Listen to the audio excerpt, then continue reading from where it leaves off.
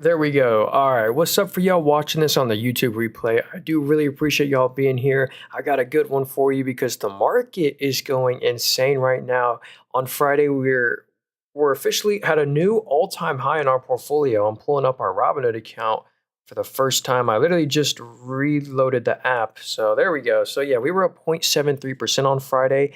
And check that out. If we go to year to date or past year, we're up 14% the past year, 8% year to date, pretty close to an all-time high.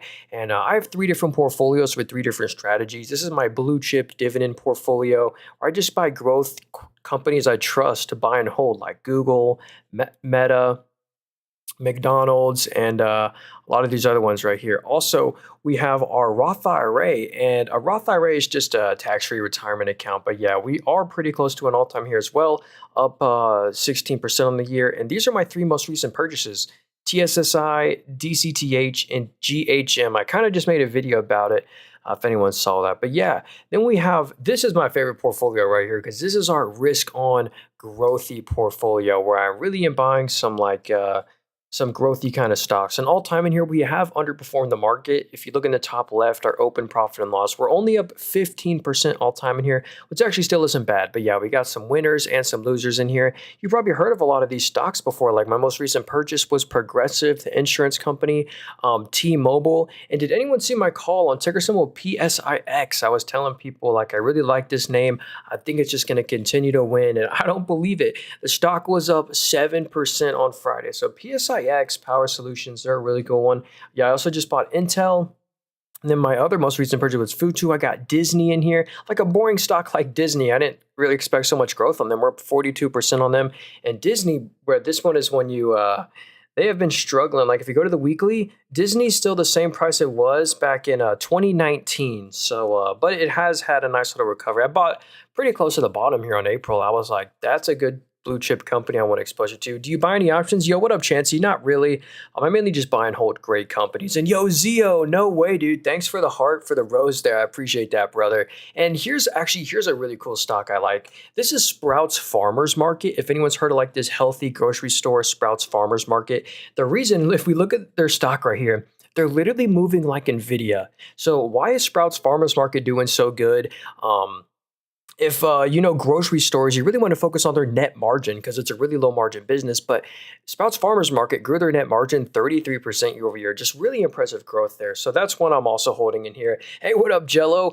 Please show Intel. Yeah, Gavin, we'll get to Intel when we're done with the portfolio update. I got you. Yeah, if you guys got any stocks you want to look at, let me know. We'll check them out here. But yeah, some of our bigger winners have been Dave, Robinhood. Man, dude, look at Robinhood stock. I never would have expected this. I mean, look, they're literally just keep hitting new all-time highs. They just go up and to the right, $109 on Robinhood. So I regret every share I sold of Robinhood. Another stock that's at like a new 52-week high, SoFi. SoFi Technologies has been crushing it. So yeah, let's go check out Intel right here. So there's some good news and bad news about this company, and I'll kind of share with you both of them. If we zoom out on Intel, obviously this one's been a huge loser. You know, AMD, TSM, NVIDIA, all these chip stocks are at like close to all-time highs, or 52-week highs, but not Intel. Intel's been struggling bad. They're actually the same prices they were back in 1999. So you bought the stock in 1999, you're actually down on your position. So yeah, huge underperformer. This is why people like them, because of their huge market share. Like, look at this. Last year, they had a 66% PC GPU market share. Now it's only a 63%. So obviously, they're losing some market share from like AMD and NVIDIA. But look at this. Here's the bad news. Why just financially, I can understand why this one's done so bad, because look at the free cash flow. They're burning money. I mean, they're losing a couple billion every quarter, and the sales are down year over year. They're not growing, and they're losing. Look at this net income. I mean, they lost 17 billion that one quarter. So we want to see this company try to get back to net income positivity. Let me see what the cash I'm investing are. So yeah, they have been investing in a lot of new assets. So I am curious. So I don't think there's any bankruptcy risk here, but I can understand why the stock's doing so bad. I'm looking for a couple new positions to add to my portfolio. Hey, oh yeah, well look at ExxonMobil too. So one of my newest positions that I've been buying the dip on is ticker symbol is COKE, Coca-Cola Consolidated. Did y'all hear the new news? Like there's going to be cane sugar in instead of high fructose corn syrup, they're going to use cane sugar in the Coca-Colas, and I feel like a lot of people are going to want to try the new Cokes. So I like them. That's the bottling company, by the way. Anyone see like the new Star Wars Coca-Cola bottles too. Anyway, let's go look at Exxon right here. Which website do you? Hey, yeah, yes, sir. What's up, dude? Yeah, Linktree and bio. First link there if you want to get this software I'm on. It's free. But anyway, ExxonMobil. This is your oil and gas play. And what's cool about the oil stocks is whenever we go into an inflationary environment, war fears, currency fears, oil usually does good. And also another thing about oil stocks is you get a high dividend. So check it out. 3.6% dividend. They raise the dividend every year. I mean, this company prints money. I mean, if you go to net income, look at that, 8 billion of after-tax net profit, like a quarter here. So yeah, Exxon's doing great. So I think oil is definitely worth having some exposure to in a portfolio, like maybe 5% of the portfolio in oil.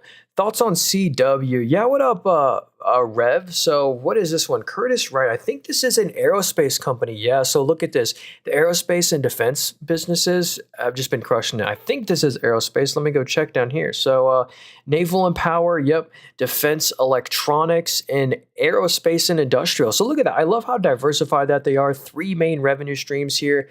Most of the revenue comes from the US. How's this growing, by the way? Naval and power. Look at that. It's up double digits, 18% year over year. So I can see why this stock has done so good. What about net income? Yeah, look at that. They're making over 100 of net income a quarter. So CW, I can see why they're at all-time highs. And you get a dividend on that one. You know what? I'll add them to the watch list. Because I don't actually own really any aerospace and defense companies right now. Failed to add. Well, that's not good. Let's see here. Look at Tyson. Yeah, dude, Tyson Foods. Y'all know I love their chicken and stuff, their frozen chicken. And like they sell a bunch of stuff like that. And dang, look at the stock. Tyson Chicken has not been doing good. Look at that. Same price as they were back in 2016. So stock has done nothing for over a decade. Do they pay a dividend though? Let's see. Yeah, so a 3.71% dividend yield, not bad. So look at that. They sell beef, chicken, prepared foods, pork. So yeah, frozen meats and stuff. And let's see, the net income did just kind of fall. Yeah, the sales are only up 0.02 and the net income fell 90%. So I do wonder what happened to the net income. Overall, it's not too terrible of a company. I know there was the CEO and the CEO's son was in some shenanigans. Like in like a murder or something like that. I don't really remember the exact story, but yeah, and they might need better management, but it's not too terrible. I do like them and their brands. Military stocks are the best in my opinion. Yeah, dude, they've been crushing it. So, do you have PSIX shares? Yeah, man, this is the stock. If you saw, I made a TikTok a couple weeks ago. The day I bought PSIX, or maybe it was the day after, I released a video about me buying it, and then the stock tanks, 9% the next day. Someone was like, L purchase. But yeah, I do love PSIX. This is one of my most recent purchases. I've been saying this one, I think it's just going to keep on going up. I really like that one. I own them here in my risk on portfolio. I got a lot of risky stocks in here. But yeah, let's get back to the analysis here. UNH, what up, Bogdan? Yeah, what's up? Oh, and then we'll look at Arista Networks. Yeah, remind me to look at that. So, hey, what up? Panda said, Intel, yo, actually, if you want to scroll back, Panda, like literally like 5 minutes, the first stock we looked at was Intel. So I'll look at them a little later, but go back literally 5 minutes on the stream, on the YouTube stream, and you can see that. So here's United Health Group right here. Obviously, dang, look at this one the past like week here, a lot of red candles. So, I honestly think now is a good time to nibble on United Healthcare. Like, I would believe, like, probably more likely than not, this falls another 10%, but I think it's worth maybe nibbling, like a very small position down here. The PE ratio is so cheap right here. Look, the PE's in 11 because the future is so uncertain.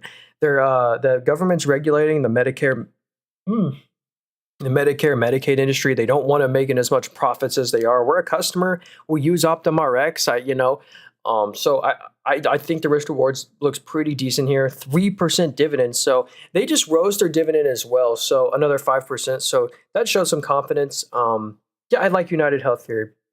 But if they get accused of fraud, this is why the PE is falling. If they get accused of fraud, they'll get kicked out of Medicare and Medicaid for 5 years. So that's one thing. Someone said OKLO. What up, Jaden? You know what? That's one of the nuclear stocks. Let me go to the watch list right here. So here we go. AI nuclear stocks. So yeah, OKLO is at the top of the watch list, and this one's like the main nuclear momentum stock. Whenever there's momentum in uranium and nuclear stocks, OKLO is usually the main performer. And this here's why I'm staying away from this one. If I'm looking for a nuclear stock to buy and hold, I'll show you the one I own. But this one's a startup. If we look right here, there is no revenue. It says no data here because they've never sold anything, not a product or service. So they're a revenue-less company. They want to make like small nuclear reactors, and they have a really good balance sheet, no debt. So that's a huge momentum play. If I personally was going to pick a nuclear stock, I would pick ticker symbol CEG. I'd probably wait for a little bit of a dip, but this is your main nuclear reactor play. They own the most amount of nuclear reactors out of any company, any publicly company in the US. They're the largest. So, and this one's going to be the winner in my opinion. This one has revenue. They own like dozens of reactors. So they're restarting the 3 Mile Island one, just an AI or a reactor just to power Microsoft's AI, new OpenAI. Let's see. Let's see. Check out TD or wait, Big Man's. How's it going, brother? He said Google, Oscar. Yeah, Oscar Health is kind of in the same boat with United Health. The Medicare Medicaid regulation is really hurting them right now. But look at Google, man. Is this like a head and shoulders on the weekly? I don't really do much technical analysis, but let me tell you, man, Google's been on a nice uptrend recently, and this is a great company. You just want to buy and hold Google forever. No real reason to ever sell out of Google. Look at its valuation. So the PE ratio is just the net income multiple plus any buybacks or dilution. But basically, Google trades at 20 times or 20.75 times net income. And Google's like an ETF in one. You know, they own Google or they own the Google Cloud, they own Search, YouTube, they own Waymo, they have their own quantum chips, TPUs, Google Play Store, they own Android. I mean, they're huge. So the here's the financials part I like to look at. So the revenue's up 12, but the net income's up 45. So great news. That means they're growing their net margin. They now have a 38% net margin. It grew 30% year over year. Like they look at just the Google Cloud business. I mean, and they just acquired Wiz. And they're hiring a bunch of people right now. But look at the annual revenue trend. I mean, this is great news. Like just the Google Cloud business, you know, the Google Search, there's Android, there's so many businesses in Google. Their main is search though. And that's why Google's kind of been suffering because they're scared the Google search is going to get taken over by LLMs. Google a value play? Google's like it's just like a buy and hold forever play. You know, I think so. And it's going to end up being Google's probably going to end up being a stock that pays you like a. I own Google, by the way. Yeah, hey, look, I'll put my money where my mouth is. I do own them, by the way. I own 19 shares. I'm up 15% on them, and I bet one day They pay a 0.5% dividend. I bet you in a couple years I'm gonna be getting 2-3% dividends yield on cost on Google. Same with Meta, man. Meta's a great advertising stock. Let's keep going here. Think about putting 3,500 in XRP. Is that good? Well, hey, XRP, that's a crypto. We don't really talk about crypto because like there's nothing for me to look at. Like there's no financials. Look at that. Wow, at all-time highs. I don't know if I'd buy it at all-time highs, but oh yeah, the new Genius stablecoin transaction is great news for crypto, but there's no like earnings. So like that's kind of good, cool feature about it. Like Ripple can't miss on net income. They can't miss on their margins or anything like that. Yo, Sylvie, no way, Sylvie. Thanks for the 3 roses or the 3 cats there. Thank you, homie. If you got a stock you want me to look at, let me know. Oh yeah, we'll also look at Meta too. And hey, Savage Dragon, what's up, brother? Yeah, hey, good to see you. You know what? I got you. Thanks for showing up to the YouTube stream. Yo, I'm streaming on YouTube and TikTok right now. I'd appreciate if y'all would go over to the YouTube stream. My YouTube channel is called Nathan Robert. That's the best way to support me. I sell nothing, but I am streaming on YouTube. Just go subscribe to the channel, Nathan Robert. But here's AMD. Yeah, we'll look at AMD. We can look at Hims and Hers and all these other stocks. AMPX, Futu. Yo, Rambo Dash, you bought Futu? Yo, that one. I'll show you my position real quick, then we'll look at it. But yeah, we're up 49% on them. This is like a Robinhood competitor. And they're making so much, they just paid a special dividend. Anyway, sorry, I'm all over the place because I'm just trying to be quick here. I value y'all's time. But let's go look at AMD stock because this is one I do own. And with this, there's new regulation that AMD, NVIDIA, they can now send their chips to China. And that's a huge earnings tailwind for these companies. So that's kind of why they've been rallying up so much. Since its April bottom, the stock's nearly doubled. 76 to 156. Wow. So here's the thing I like about AMD, you know, huge GPU market share. Obviously, look at that. They have a 17% PC GPU market share, but AMD is really a data center play. So check this out. Half the revenue comes from data centers. And look at the growth here. Revenue's up 57% year over year, literally to a new record. I mean, that's incredible. And not just the revenue, but the profits, the FCF, which stands for free cash flow. Free cash flow is up 91% year over year. Net income, look at that, 709 million, up 500% year over year. And they have a monster balance sheet. I mean, absolute fortress. They have no debt, no net debt here, lots of cash earning interest. So AMD is a great buy and hold one, I think. So yeah, Savage, I love them. I do own them, by the way, so I might be biased. But what stocks do you have that have a good return? Yeah, yo, Blue, no way. Blue 414. Thank you so much for the 25 roses. Yeah, let's look at Meta too. So Meta, someone said Meta to buy TikTok. Yo, I don't think it's not going to be Amazon. Basically, if one of the Mag 7 buy TikTok, I mean, that then it would just be 7 companies in the world. I don't think that will happen, but they don't want Zuck or Elon or anyone owning TikTok, so it'll probably be like an Oracle maybe. But let's go look at Meta Platforms. I'll be quick about this one.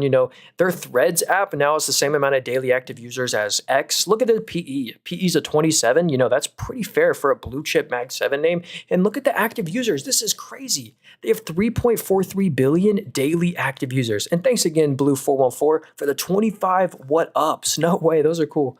But look at this right here. Another crazy thing, revenue's up 16%, but net income's up 34. Another company with incredible margins, $2 trillion company with 40% net margins. I mean, the Facebook ads just print money, and they're literally, as of last month, they're introducing ads to WhatsApp, and that's going to be huge earnings tailwind as well. Just instantly going to create money. If I take a 2% profit daily, is that good? Yeah, dude, that's a 650% return annualized, but or maybe more. I don't know. Compound that. So yeah, but let's see. Hey, what up, big boy? How's it going, brother? So there was one stock I wanted to look at. I forgot. Yeah, Hims. Let's look at this one. So there's good news and bad news around this company right here. They did just lose their partner with Ozempic. So this company, Hims, used to sell a weight loss prescription on their website. They used to actually sell Ozempic, but this is actually why the stock has been falling recently, and that's why there's this huge gap down right here on Hims, is that they lost their partnership with the weight loss people, with Ozempic. Sorry, I got distracted there for a second. But I want to show you the financials here. Uh-oh. Hold on, the Wi-Fi is being slow here. I apologize. There we go. So if we look at the revenue growth right here, the revenue's been insane. The revenue's up 110% year over year, literally to a new record. So the growth has been incredible, but they don't know what the future growth is going to be. They're printing money. They're making so much net income every quarter, so much interest on their cash as well. They have no debt. So Hims, I like that one actually. Meta and Oracle getting TikTok. Is that like official news or? Oh yeah, ASML. Let's look at them. ASML just had phenomenal earnings. So this is incredible, ASML. So they gapped down on earnings because of the bad guidance. So the actual earnings were phenomenal, and I'll show you that. They record earnings, record net income, but the stock still fell. So the revenue grew 35, really good revenue growth. Revenue's up 35, but the net income's up 86%. I mean, incredible margins on this company. I mean, net margins grew 40% year over year to a 35%. So they're growing their margins, they're growing their revenue, the net income, the dividend, you get over 1% yield here. They have 3 main customers. I think it's Samsung, Intel, and NVIDIA, but they make the chip making manufacturing machines. They're in lithography, they have some good stuff. I like that one. That's a good buy and hold one for the long run. Health insurance going up, bullish for stocks, great opportunity.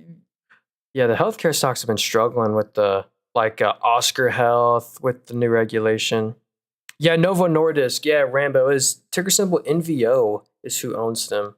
So, oh yeah, sorry for not getting to this one. I saw it earlier, never got to it. So this is AMPX. Oh, yo, what up, Dexter, Paul, Zig? What's up, homie? And Paul, what's up? Yeah, we'll check these stocks out. I got you. So $1 billion company. So it's a $1 billion company. The stock's been doing great, though. Look at that. New 52-week high. I do wonder what they sell. Battery segments. So they sell batteries or something. 30% of the revenue comes from the U.S. So let's see. Are they making... or what's the revenue growth right here? So yeah, that's probably why the stock's been doing so good. The fundamentals are growing. Look at the revenue. We're from 2 million to 11 million. So that's some really good revenue growth. They are still losing like 10 mil a quarter, but the revenue growth is strong and they'll kind of outgrow that. So see why they're doing that.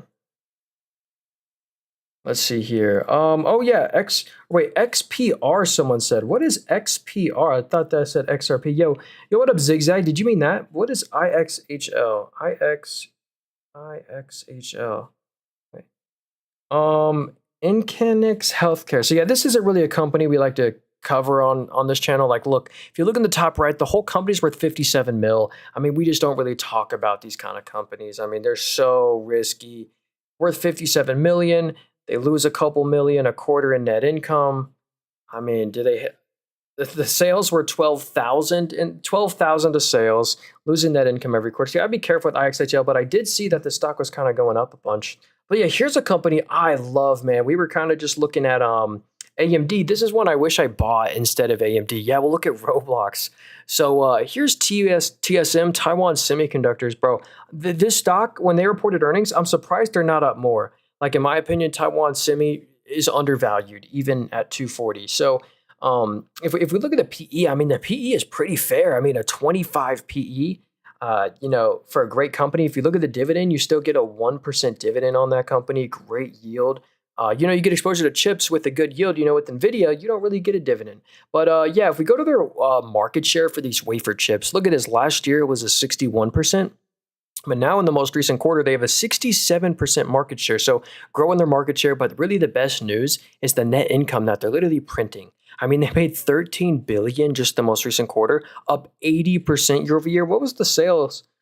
How much were the sales up? So sales were up 54%. So they grew their margin incredibly. So they're literally going to be making over 10 billion in net income a quarter. So ridiculous margins. Yeah, 40% plus net margins on a $1 trillion company. I mean, incredible company at a reasonable valuation too. So here, let's go to Roblox. This is a Kathy Wood stock. So let's go to Kathy Wood's portfolio. If y'all don't know who Kathy Wood is, she owns the ARKK ETF. And hey, Chansey, yeah, what happens is actually a brokerage. If you want to get this app I'm on, it's a brokerage. It's in the link tree in my bio, the very first link there. It's free. It's a like. But anyway, here's Kathy Wood's portfolio. You can see super investors. And look, that's her third largest holding. Roblox. And check this out. Roblox has been absolutely crushing it. Look at them at like a new all-time high, or is that pretty close to all-time high since their IPO. So they've really beat their daily active users count. So check this out. 1 year ago, the daily active users were 77 million, and these are daily active users. I like this stat here. So a year ago, it was 77. Now it's 97. So nearly 100 million daily active players. And, these kids get older, they'll be able to probably spend money on the game, but or maybe that's happening right now. Because if we go to the free cash flow, I think this is really what beat analyst expectations. I mean, the free cash flow is up 123%. It's doubled after doubling the previous year. But the only thing they're struggling with is net income right here. They pay so much employees in stock-based comp. That's why the free cash flow is positive, but net income's negative from their stock-based comp. They're also a bit leveraged, but the reason the stock's doing so good, they're really just beating all expectations on a few metrics. So puts them in a better spot. They're getting out of this net income hole. I mean, they're still losing 200 mil a quarter, but it's getting better, 20% better. But yeah, I don't know. I wouldn't chase that one at all-time highs just because they're still losing 200 mil a quarter. But yeah. Yo, what up, Dexter? Yeah, no problem, dude. So someone said Eli Lilly. So Eli Lilly stock. Oh, and Open Door. Yeah, Open Door. That one's all momentum. Yo, Mercutio. Remind me to look at that company. I want to. So let's see here. So Eli Lilly stock. This is the one that sells a bunch of prescriptions, as you know. And I love how diversified that they are. So if you look at their revenue streams, these are all the prescriptions that they sell. Mounjaro, Zepbound, and look at the growth here. I mean, this is why they really deserve the high valuation. I mean, no other company can grow like this. They literally just created this in 2022, and now for the full year 2024, it had 11 billion of sales when it was just at 400 mil. And that's just their main the revenue. They also have Zepbound. This is their weight loss prescription, like Ozempic competitor. Look at that, up 350% year over year to a new record. I mean, literally, they created this a year ago. It had 175 mil that quarter. Now it was 2.3 billion just this quarter. So, and then I'm not going to go through all these, but basically, there's just incredible growth through Eli Lilly. If we go to the operating profit, like their net income has been like, there's been some one-time adjustments. They're really making like 4 billion plus a net income a quarter. So Eli Lilly's just a great one. And the tariffs, you got all of the pharma tariffs on prescriptions got a 1 year pause to move infrastructure. So got a 1 year buffer there. What app? Yeah, hey, 28. This is actually a brokerage right here. If you want to download this app, it's in the link tree in bio, first link there. So yeah. Oh, someone said, oh, hey, Catherine, BBAI. So this isn't a company I really like. I think it's all momentum. I don't really see many or much fundamentals there. But so I'm just staying away from this one, not one I really like. Here's why, just one point, just because the financials, like look in the top right, this is a very small company. We're 2.3 billion. So the whole company's worth 2.3 billion. If we go to the net income down here, they've lost over 200 million the past year, which is 10% of the market cap. So, and what's the sales? Is revenue? There is some pretty good revenue, 30, 40 million a quarter, but it only grew 5% year over year. This is not one that I personally like. What was the balance sheet? Hey, they're deleveraging since they're issuing shares. That's really good news. I mean, they're doing all the right things, but I just don't really, nothing's really blowing me away there. I got to do more research on BBAI. I just stay away from that one. Not personally one I don't. What is Sweet Green? What's the ticker symbol for that one? Let's see. SYTA incoming with a merger. So someone said this company is merging with another stock or merging with some other company. Anyway, some $39 million company. I wish you luck there. That one. What up, Paul? That one looks risky. And hey, what up, Maths DJ? How's it going, dude? So what do you think about Lululemon? Hey, yeah, let's check that one out. That's that like clothing store. So yeah, Lululemon is the same price that it was back in 2019. So the stock hasn't done much for 5 years, and I think it's probably at a reasonable valuation. You know, if we look at the PE right here, they're actually trading at the lowest PE since 2008. So an extremely low PE. That's the net income multiple. So Lululemon trades at a 15 times net income, and we can see their number of stores. They got 770 stores, up three from the previous year. But here's why I personally think the stock is falling. Their margins are going down a bit, but I don't think it justifies this much of a downtrend. It kind of just following Nike. But if we look at the revenue, like think about this simply, revenue year over year increased. The revenue increased 7%, but the net income, their actual profits, fell 2%, even though the sales are up 7%. So that means their net margins are starting to get hurt. Margins fell 9% year over year. They're kind of just, I do think the risk to reward's pretty decent on that one though. I actually kind of just sold out of all my Nike. There was my sell order, sold all my Nike. Nike's kind of in the same boat. They're really struggling. Like look at Nike. They're actually doing worse than Lululemon. So I think it's kind of the whole industry that's been y'all anyone heard of Under Armour? Under Armour stock or Under Armour the brand? I mean, their stock is just like collapsed. Anyway, let's keep going here. Let's look at some more stocks. Ticker symbol SG is Sweet Green. Let's see. Okay, Sweet Green. I wonder what they sell, like green beans or something. So a really small one, $1.6 billion company. The stock has been falling recently. As you know, I just like looking at the financials to kind of see what they do and show you the numbers for yourself so you can draw your own conclusion. Where's the revenue come from? All the revenue comes from the US. And let's see. They are losing in net income $25 million a quarter. And the sales are only up 5% year over year. So I can actually kind of understand why this one is done so bad. They're losing a lot of money for their market cap. Cash from operations went negative. That's really bad. So, hey, this one's like a turnaround play, but not one I'd really put a lot of money into. Let's see here. Oh, yeah. Well, look at these stocks real quick. I'll give you a quick portfolio update real quick. This is my dividend growth portfolio right here. Basically, I just buy and hold S&P 500 dividend stocks like Meta, Google, McDonald's. And then, hey, this is like my risk on portfolio. I do like some risk on, and these are my risk on stocks.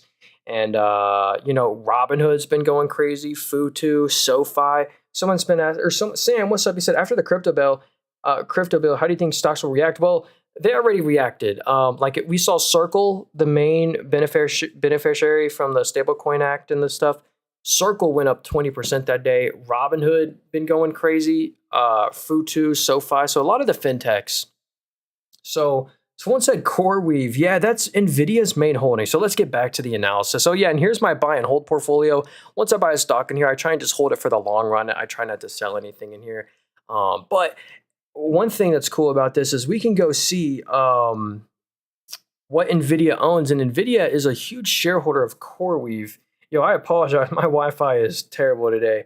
but I appreciate y'all being here. Normally, we don't stream on Sunday, so I appreciate y'all being here. And the main stream is happening tomorrow, so make sure to hit the follow button for tomorrow's stream. So here's NVIDIA's portfolio right here. NVIDIA's main holding, check this out, is CoreWeave. Then they own ARM, APLD, Nebius, and some other names. But let's go check out CoreWeave right here. CoreWeave just acquired Core's Z, or it's like some other, like a Bitcoin mining company, CoreWeave just mined. And check this out right here. So if we go to the revenue, this is kind of why people are loving CoreWeave. It's a super growthy company. I mean, or at least, right, the data we have, a small amount of data we have since it just IPO'd, but we can see the revenue went from last year, same quarter last year, the revenue was 188 million. Now it's 981 million. The revenue is up 400% year over year. So incredible growth on the revenue. So yeah, that one's a super growthy name. NVIDIA owns it. NVIDIA is like an inherent call option on it at $40. So let's see. Block, is that a ticker symbol? Block is going into the S&P. Really? Oh, is that a Cash App actually? I wonder, did they like replace something to join that one? I don't know. Someone said, oh, Wendy's stock? I bought NVIDIA a month ago on ChatGPT recommend. Hey, I don't know if I'd, what up, Fetty Wap? I don't know if I trust AI on what to pick. But yeah, NVIDIA, that's obviously a great buy and hold mega cap. But yeah, has anyone heard of Wendy's? The restaurant, the restaurant Wendy's. This is really unfortunate. So actually, here, let's see. I'll give you guys a guess. How much do you think McDonald's is worth? So actually, I'll just go ahead and say, where is it? McDonald's is worth, where's the market cap? $212 billion. So McDonald's is worth $212 billion. What do you think Wendy's is worth? Well, they're only worth $2 billion. They're literally 1/100th the size of McDonald's. I never realized that, but yeah, Wendy's has really sucked recently because they don't have the same system as McDonald's does, because McDonald's is really a real estate royalty company. You go spend $100 at any McDonald's and it goes back to the stock as a royalty. But Wendy's, look at the dividend on this one. They have a 9.55% dividend, insane dividend, but the payout ratio is over 100%. So the dividend is at risk.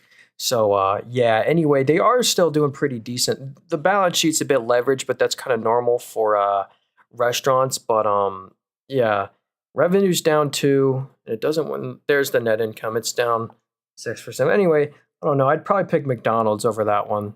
Oh, Rocket Lab? Oh, and Circle. Yeah, we'll look at Circle real quick. We were talking about the stablecoin beneficiaries. If y'all are wondering, what is Circle? This is the company that owns USDC. Or is the issuer for USDC. It's like one of the main stablecoins. And this is their stock right here. And on the news of the stablecoin thing passing, the stock went up 20%. So, yeah, Circle's been, that's like a crypto line. Hey, what up, Pinky? So good to see you, man. He said Rocket Lab. Yeah, dude, Rocket Lab's at an all-time high, man. They've been crushing it. Yeah, what up, Smile? Yeah, Rocket Lab, all-time high. Congrats if you own them.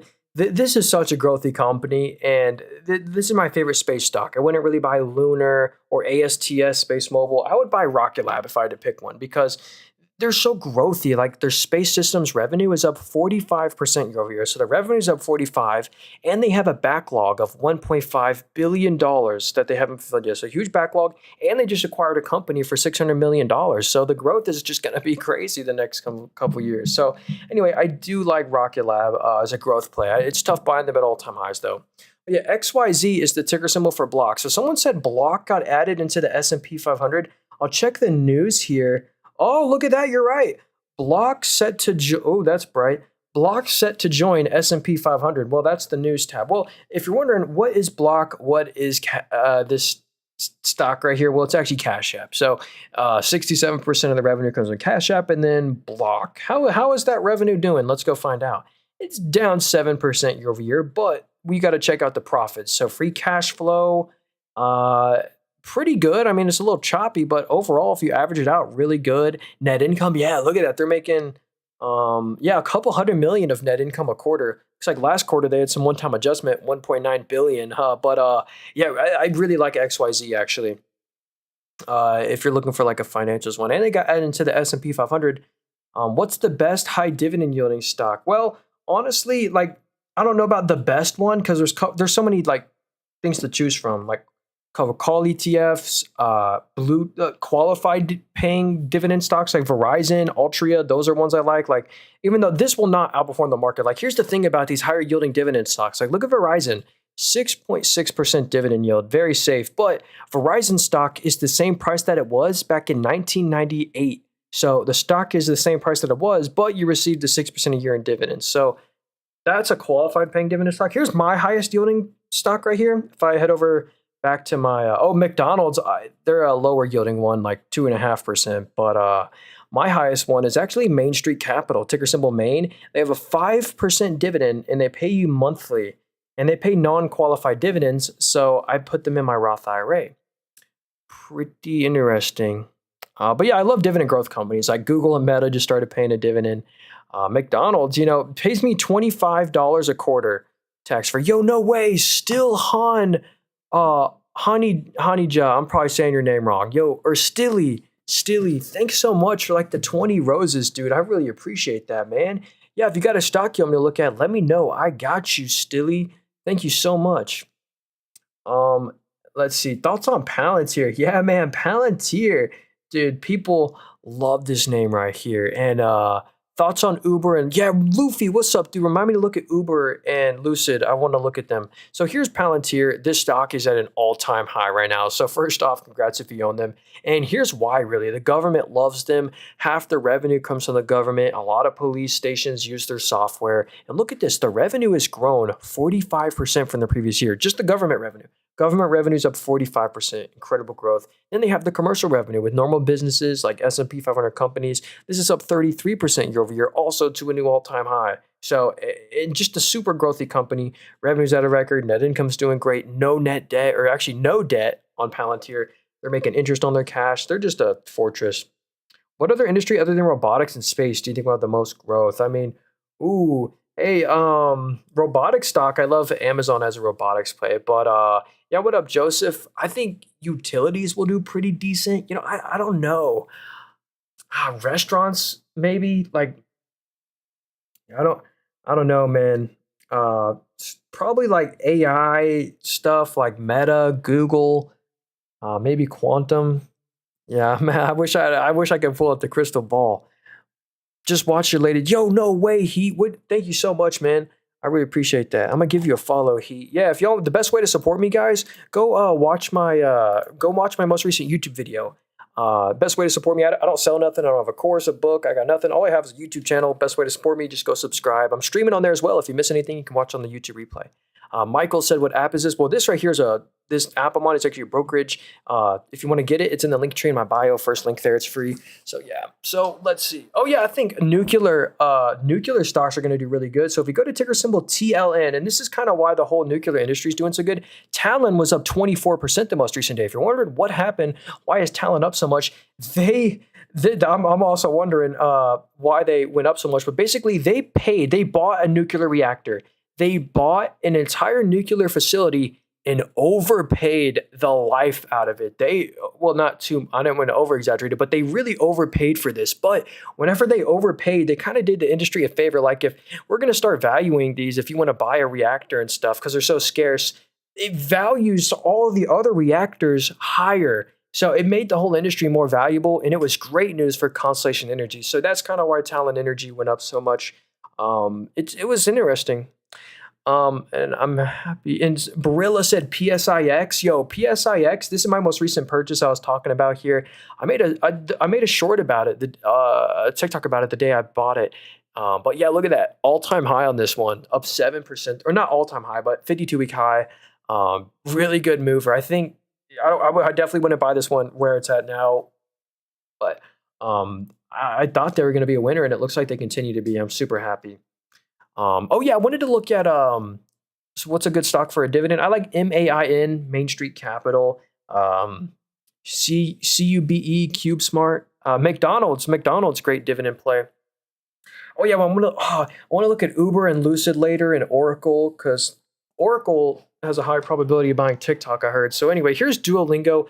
Has anyone heard of that language learning app, Duolingo? Well, basically, I love this one because of the financials. So they have the subscription, and look at the subscription growth. I mean, just look in the middle, these year-over-year growth rates. It literally hits a new record every quarter. So this is a kind of stock that I'd want to hold forever. One that just hits their revenue just hits a new record, up 45 every year. And then they also have some advertising revenue that's up 38% year over year. Not bad, 38% advertising revenue growth. I mean, it's only 8% of the business, but I love that subscription revenue. It's all reoccurring. And look at the free cash flow, 100 mil of free cash flow, 35 mil in net income, no debt on this company. So Duolingo's one I love.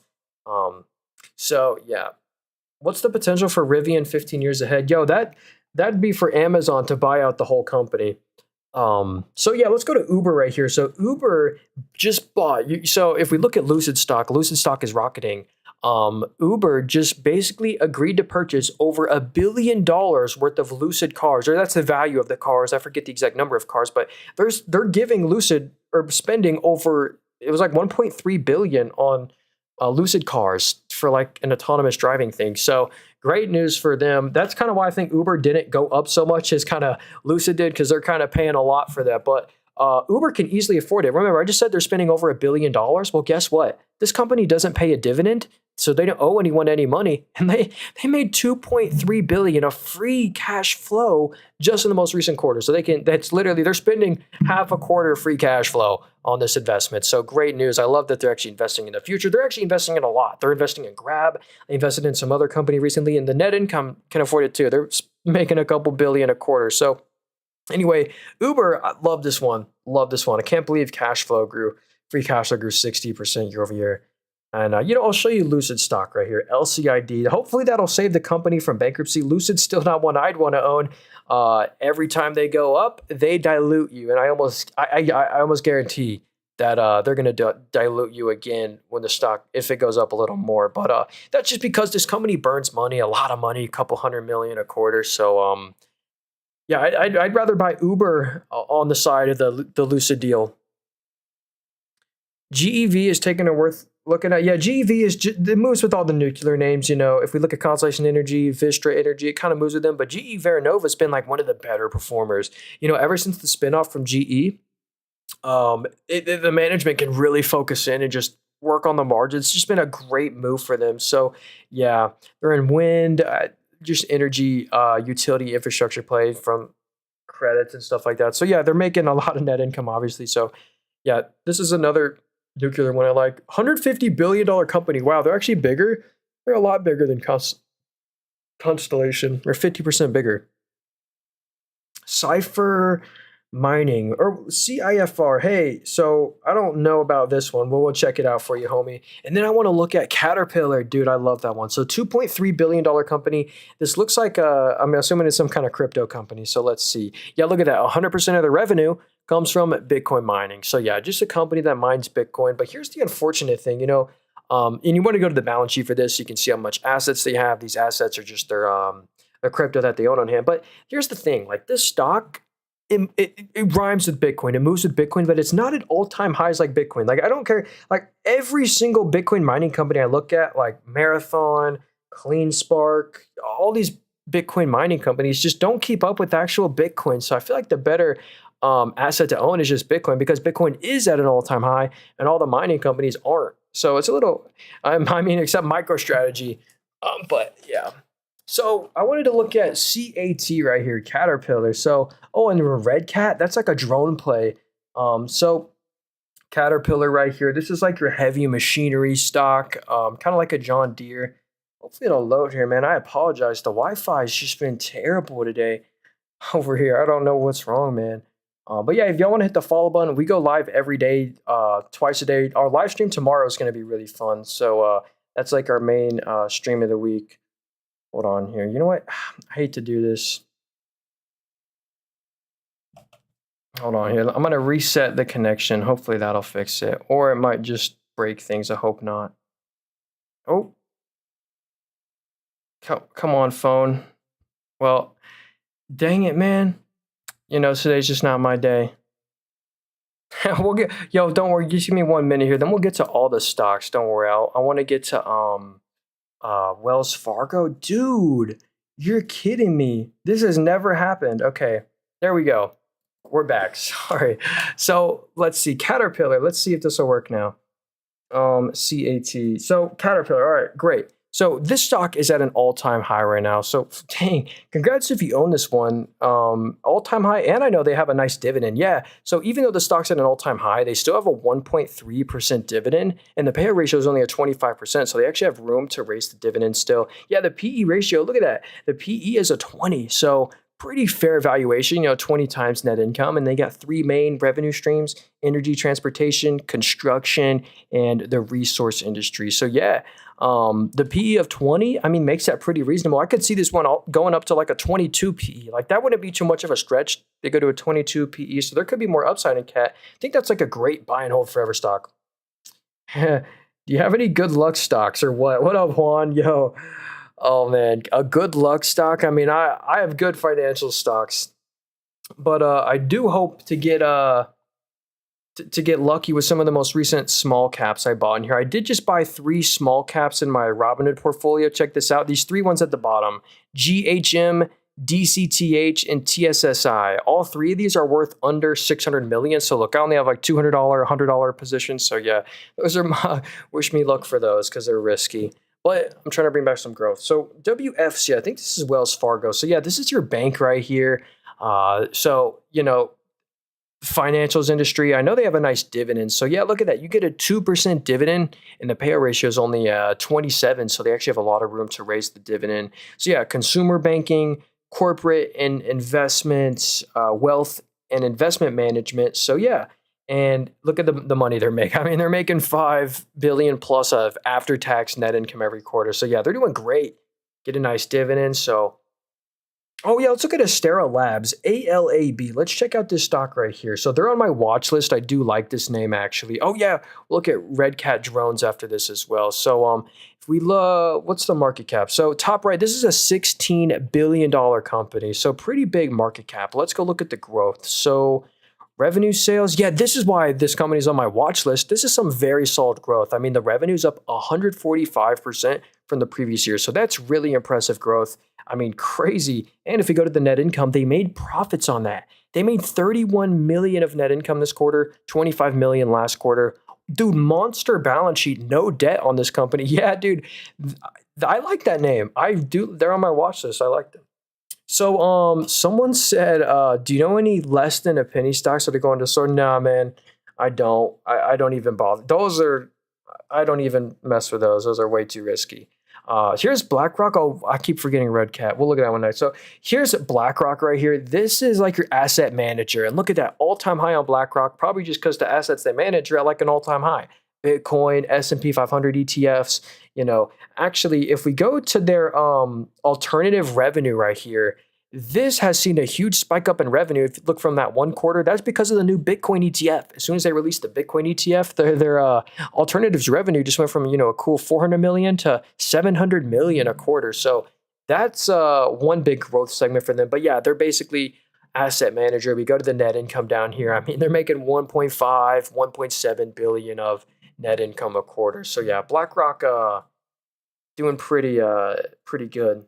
So yeah, let's look at RCAT right here. So, I don't know if I buy BlackRock at all-time highs, but that's one I do like. Stream is lagging hard. Yo, I bet it is, man. I apologize, bro. And I just opened. That is not good.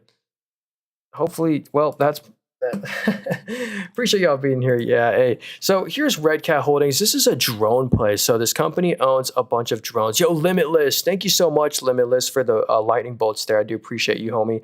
So yeah, if we go to revenue, this is not actually, I was thinking of a different name. This is a drone play, but they have no revenue. I mean, look, the revenue fell 60% year over year. I mean, you're buying a company that has 1.5 million of revenue that loses a bunch of net income a quarter, 10, 20 mil. They leveraged up their balance sheet. That's not good. So this is probably just momentum play right now. Like there's literally, I don't know what happened to the sales. The sales just collapsed. So I don't know about that one, but the stock has still been doing good, but just looks like a really small company. Yeah. Hey, try not to spam there. We'll look at CNC. They just pulled a United Healthcare. So yeah, basically this company, look at that one. They fell on earnings, and then that's why you sometimes don't always buy the dip right away because sometimes they just keep on going down. And but honestly, this one it might be decent to nibble on this name right here. Don't put a full size position, maybe a quarter of a quarter size position in this one, and only once it go lower, then you slowly buy on this one. So yeah, the Medicare and Medicaid stocks have been under a lot of scrutiny from the government, regulation fears. Basically, don't want them making as much profits, and understandably from an ethical point of view, and that's why the stock is kind of pricing that in right now. So, but as for right now, the business is doing fine. Revenues of 46 billion, up 15% year over year. It's really the future that's uncertain here. And yeah, look at that. They made $1.3 billion of net income this quarter. But yeah, it's the future uncertainty, kind of like United Health. I'm new on Robinhood. What stock should I start off with? Hey, on my Robinhood account, first off, the S&P 500. I think that's a great backbone. Put most of your portfolio in an ETF like a Nasdaq 100, S&P 500, SCHD maybe, and then buy some stocks you know and love. Like again, not financial advice. I'm not an expert. I don't sell nothing. I don't have a course, a book. I'm just trying to give my opinion. But I'd maybe pick up a Google or a McDonald's, a Meta, a company Amazon. Amazon's a great one. A company you use. Invest in what you use and know.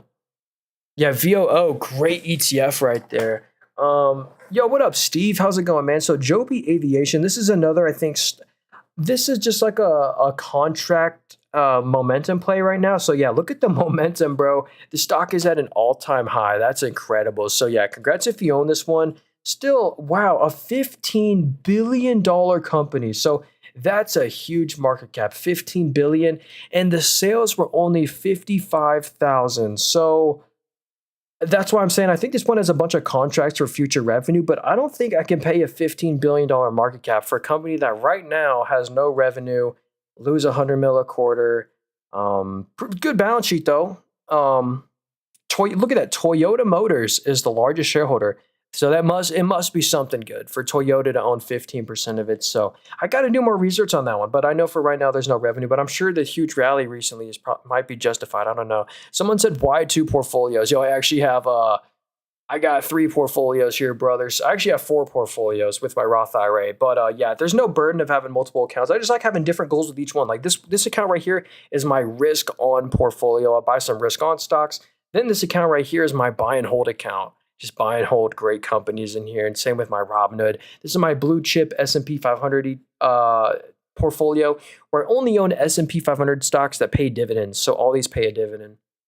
And then I have a really small Roth IRA in here, $1,500 Roth IRA, some growthy companies. So let's keep going here. Oh, hey, Apple, Amazon, QuantumScape. Yeah, we'll start with, I'd stay away from Wolfspeed. That one's super risky. But AAPL, yeah, if you're just getting started in investing, I'd buy, that VOO S&P 500 or like an Apple. I'd buy Apple. So look at Apple right here. This app is telling me, what is this right here? There's a double bottom on Apple, and there's a 95% rise probability according to Moomoo. So, but let's go look at the actual fundamentals. As you know, I like seeing where the revenue comes from. What's their market share? Like, check this out. Apple has a 19% smartphone market share. Half the revenue comes from their iPhone, best product they'll ever make. So half the revenue comes from the iPhone. Then the services revenue, like iCloud, if you go buy something on the App Store, Apple takes a 30% fee, and it's going to be over 100 billion of annual revenue for them, the services revenue. Very high margin for them to basically collect 30% royalty from every in-app purchase.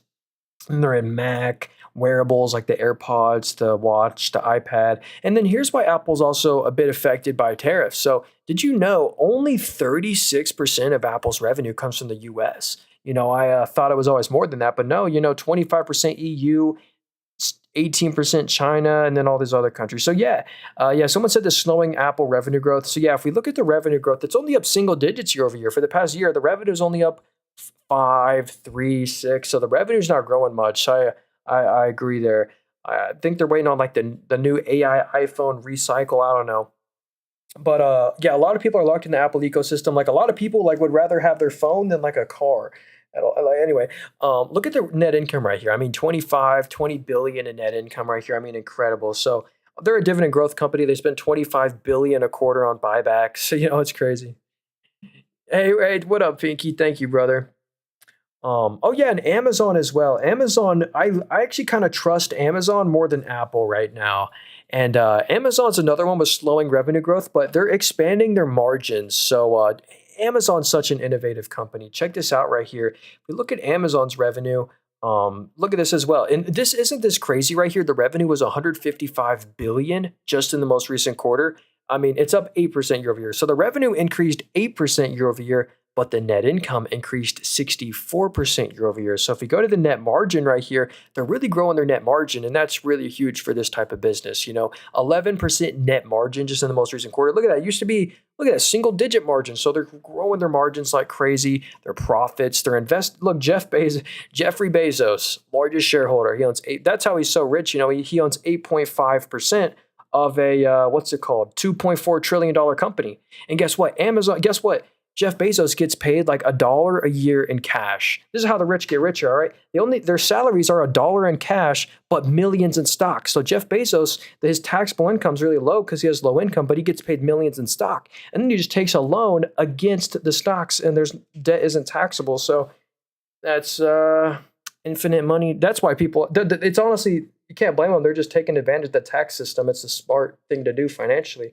But we have a weird system. So anyway, Walmart stocking. Oh, and APLD. Yo, we'll look at APLD after this. NVIDIA owns that stock. We'll look at NVIDIA's portfolio too.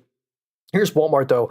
Walmart is close to an all-time high, and the grocery stores have been doing pretty good. I mean, look at that. Incredible stock price appreciation on Walmart. You also get a decent yield, a 0.9% dividend yield here. What about, oh yeah, they own Sam's Club. Yo, it's like a Costco competitor. I love Sam's Club.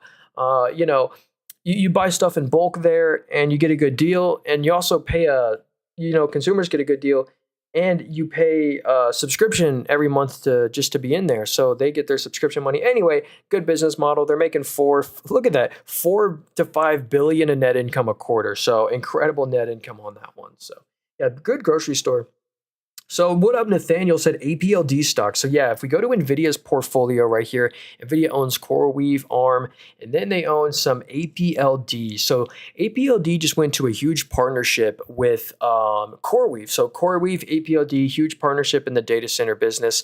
And I'll actually show you the numbers for yourself so we can actually understand what APLD does. And just because NVIDIA owns them, doesn't mean, you should own them. But let's go look at the financials here. Uh-oh. Hold on here. There we go. So if we look at where the revenue comes from, 34% of the revenue comes from their cloud service business. This is the real growth driver. If you go to on a quarterly basis, the revenue is up 220% from the previous year. So incredible growth. With this growth rate, 2-3x year over year, what's it going to be this time next year at this incredible growth rate, plus the CoreWeave partnership? So this one's just a huge momentum play. NVIDIA owns it. Of course, NVIDIA owns CoreWeave and APLD, and shocker, they go into a huge partnership. And I think NVIDIA kind of orchestrated that. So yeah, there's benefits in being in the NVIDIA ecosystem. Q4 for Amazon is always the biggest. Yeah, hey, the main thing of Amazon, the most bottom line, is their AWS business, largest cloud provider. About the crypto coins, XRP pretty good. Yeah, XRP is at like all-time highs. We don't really cover crypto on here, but I'll show you the price. Yeah, look at that. All-time highs on XRP are pretty close to it. Stefan said IONQ. So I think this is a quantum play. I don't know about this one right here. So, financially, I know. So a $13 billion company, all right? So $13 billion for a company that does $7 million of revenue in the most recent quarter. So for me, I know companies with like a $3-4 billion market cap that have like way better financials than this one. And this company is burning money too. Wow. 200 mil last quarter, 50 mil. Really good balance sheet though. So actually they have a lot of cash, lots of cash, no debt from issuing stock. But again, not one that's really blowing me away to really want to buy them. They're all momentum right now. So someone said ARM. Hey, yeah, ARM. That was another stock. NVIDIA owns some ARM. They're like the energy efficient, like chip part. So where was NVIDIA's portfolio? I lost it. Okay, so there's a bunch of watch lists on here. Yeah, by the way, if you want to get the app, Linktree in bio, first link there, my favorite one for analysis. But yeah, ARM Holdings right here. ARM kind of just IPO'd just over a year ago, and the stock's actually had a really good IPO. So let's go check out where the revenue comes from. I know this used to be like a royalty company, like they were receiving like royalties. Let me see if I can go back and find that. So, oh yeah, look at that. 71% of the revenue is their royalty revenue, people using their software. But anyway, we go to the net income down here. They're making like 100, 200 mil every quarter of after-tax net income. So they're really profitable. So the only thing is the valuation is a little high. ARM is trading a bit expensive. That's the only bad news there. So yeah, Open Door. Yeah, Open Door. This is one. It's just momentum right now. Definitely not a stock you want to buy and hold for the long run because look at this momentum. I mean, this is crazy. I don't think there's any specific news either. Um, there's a new investment. Someone said it could be 100x the next year. I don't know. Basically, they're really enthusiastic on, I think, interest rates going down.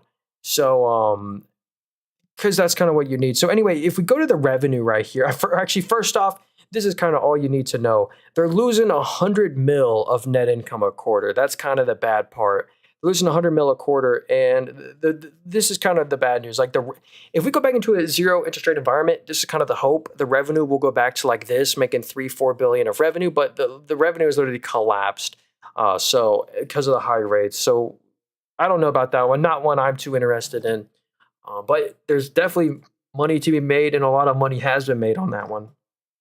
So can we look at QuantumScape? Yeah, this is your rare earth mineral company that we saw the news on MP Materials and QuantumScape. These are two huge rare earth mineral mine companies that they're still startups though. Like here's what sucks about QuantumScape, and I'd love to maybe get some exposure, but I just can't because look, this is a revenueless company. They've never sold anything, not a product or a service. There's just no revenue, and they're losing over 100 mil of net income a quarter. So it's tough.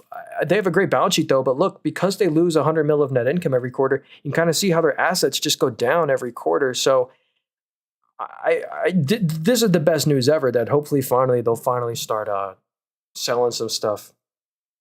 So let's see, Hive stock. What is Hive? Hive blockchain. I think this is another Bitcoin mining company, and look at that.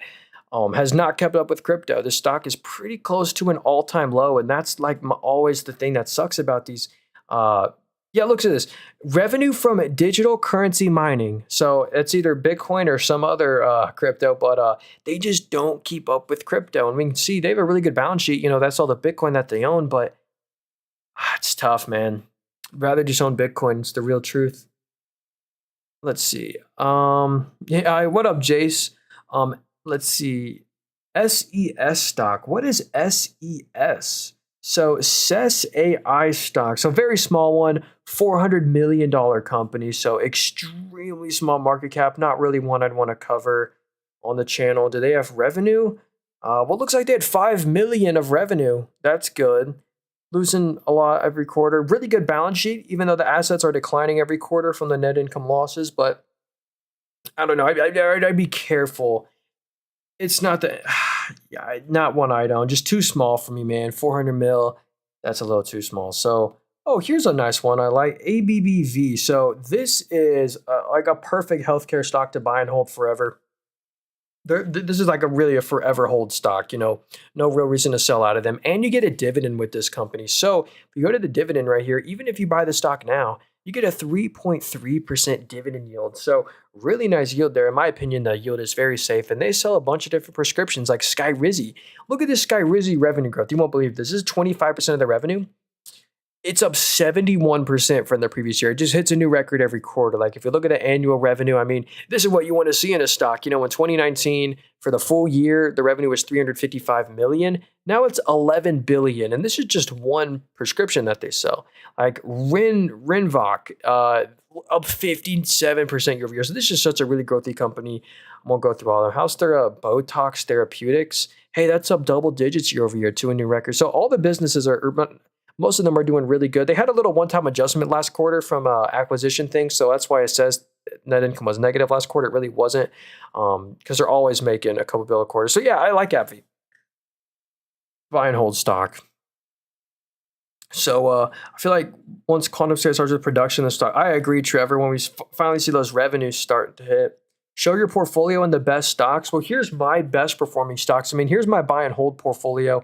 Once I buy a stock in here, I try and just hold it for the long run. But some of my better performers have been, there's my most recent purchase in here, Progressive, T-Mobile, PSIX. But some of my better performers have been Dave, Disney, Robinhood, Futu, AMD, SoFi. Oh yeah, someone said SoFi earlier, and I wanted to cover that one. Never got to it.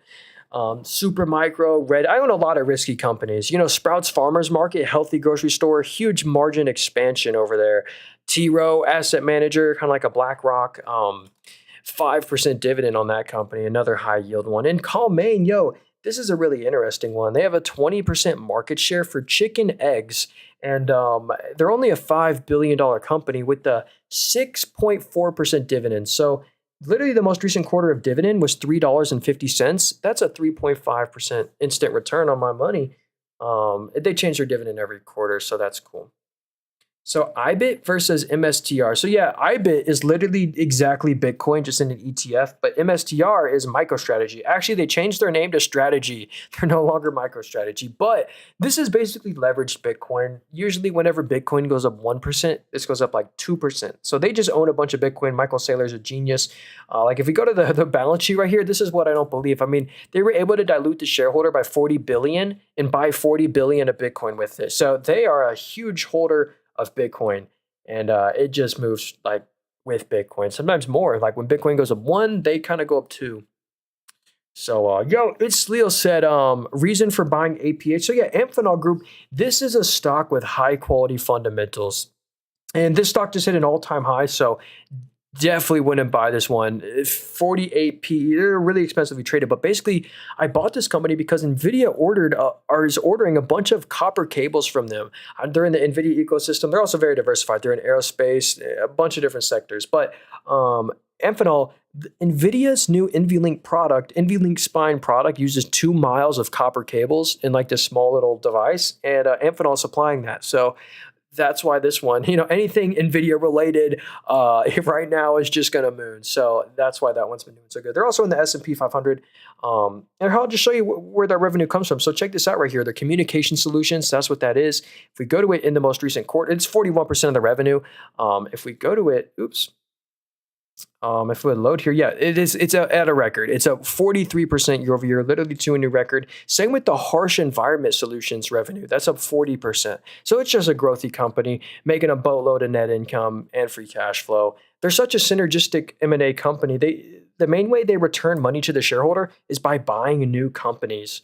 And we'll look at SoFi. We'll look at Reddit. We'll get to all these. Have you covered Rocket Lab? We have, Alex, but I got you. We can cover Rocket Lab again if you remind me in a little. We covered them like 20 minutes ago, but we'll do it again. Here's SoFi, because I appreciate you. So here's SoFi Technologies. This is one of my favorite fintechs. I do own them, so I might be a little biased on this stock. But here's why I deserve them, or here's why they deserve to be at an all-time high right now, and they deserve to be part of my portfolio. So if we go to where their revenue comes from, they're a fintech. They have their own banking charter. Look at their financial services revenue. I mean, this is what you want to see. This is the kind of stock that I just want to continue to hold. The financials revenue has literally doubled. It's up 101% year over year to a new record. So incredible growth on their financial services revenue. Also, the lending revenue, that's their main segment of revenue. It's up 25%. So really nice growth on SoFi, nice fintech. They're making net income every quarter. Look at that. SoFi is making net income every quarter. When if we zoom out, they used to lose net income every quarter. No way, dude. User 941 with the, oh my gosh, the hand heart gift. Dude, I really appreciate you, homie. If you got a stock you want me to look at, let me know, man. I for sure got you. Thanks so much, user 914. So Steven said, can we do Reddit? Yeah, man, I do own Reddit, by the way. So I might be a little biased, but I believe this is a $200 stock. It might take a year to get there, but I do like Reddit. And here, incredible balance sheet. I mean, look at this balance sheet right here. No debt, 0 debt on Reddit, and 1.9 billion of cash. And let me check. $1.95 billion of cash on hand, no debt. So already like a good chunk of their portfolio is a good chunk of their market cap is just their cash on hand. But look at that. On top of incredible growth. I mean, Reddit, I didn't know they were growing this much. Revenue's up 61% year over year. I've heard Reddit is one of the last real places on the internet. So revenue's up 61, and the net income, they're making net income every quarter. They had the little IPO one-time adjustment, but in the 3 most recent quarters since then, they're making net income every quarter, and they're earning interest on their cash. Red is making a anyway, I like them. Um, I I I'd probably wait for them to fall a little bit. Do you have any REITs? I do not actually right now. Um, yeah, I don't. I like CubeSmart, BRX though. Those are good ones. So let's see. What are stocks that are good as SoFi in your opinion? Yo, because they're so growthy. You'd love my most recent YouTube video, by the way, if you want to check it out. But here's a stock here. I'm gonna show you guys a hidden gem stock that I love. I mean, one of the most impressive stocks I've like ever seen in a long time, and I'll share with you. This is ticker symbol SEZL. So this is SEZL. Yeah, Jello. I did sell out of CubeSmart. I think I bought Amphenol with all the proceeds. But I still love them. Doesn't mean I don't like them. I'll explain later. But here's Sezzle right here. Sezzle, this is a stock that I'm really looking to get into a position into this one. I think they're better than a SoFi probably, but this is why. The margins, the growth, this is everything I look for in a company. If we look at the revenue is up 123% year over year. So incredible revenue growth. It's more than doubled, up 123. But look at the net income. On revenues of 104 million, they made 36 million of net income. They're making net income every quarter, but that means look at these margins. They're having 20, 30% net margins. I mean, that's incredible. So, and they're deleveraging. They have no net debt anymore. So this is just such an interesting company that I've now put on my watch list, and I want some exposure to this one. And they've already kind of come down a little bit. But yeah, margins are incredible on that stock right there. Hopefully that was helpful. Yeah. I don't know what that is. GIM. What's the ticker symbol for that stock? We can check it out right there. Just subbed your, yo, Donald, no way, bro. I'm going to give you a follow. I really appreciate that. Yeah, thanks for subscribing to the YouTube channel. But yeah, let's see here. Oh, NVIDIA. Yeah, dude, we haven't looked at NVIDIA yet. I'll check them out for you, Joe. I got you. So NVIDIA nearly all-time high on this company. So first off, congrats if you own them.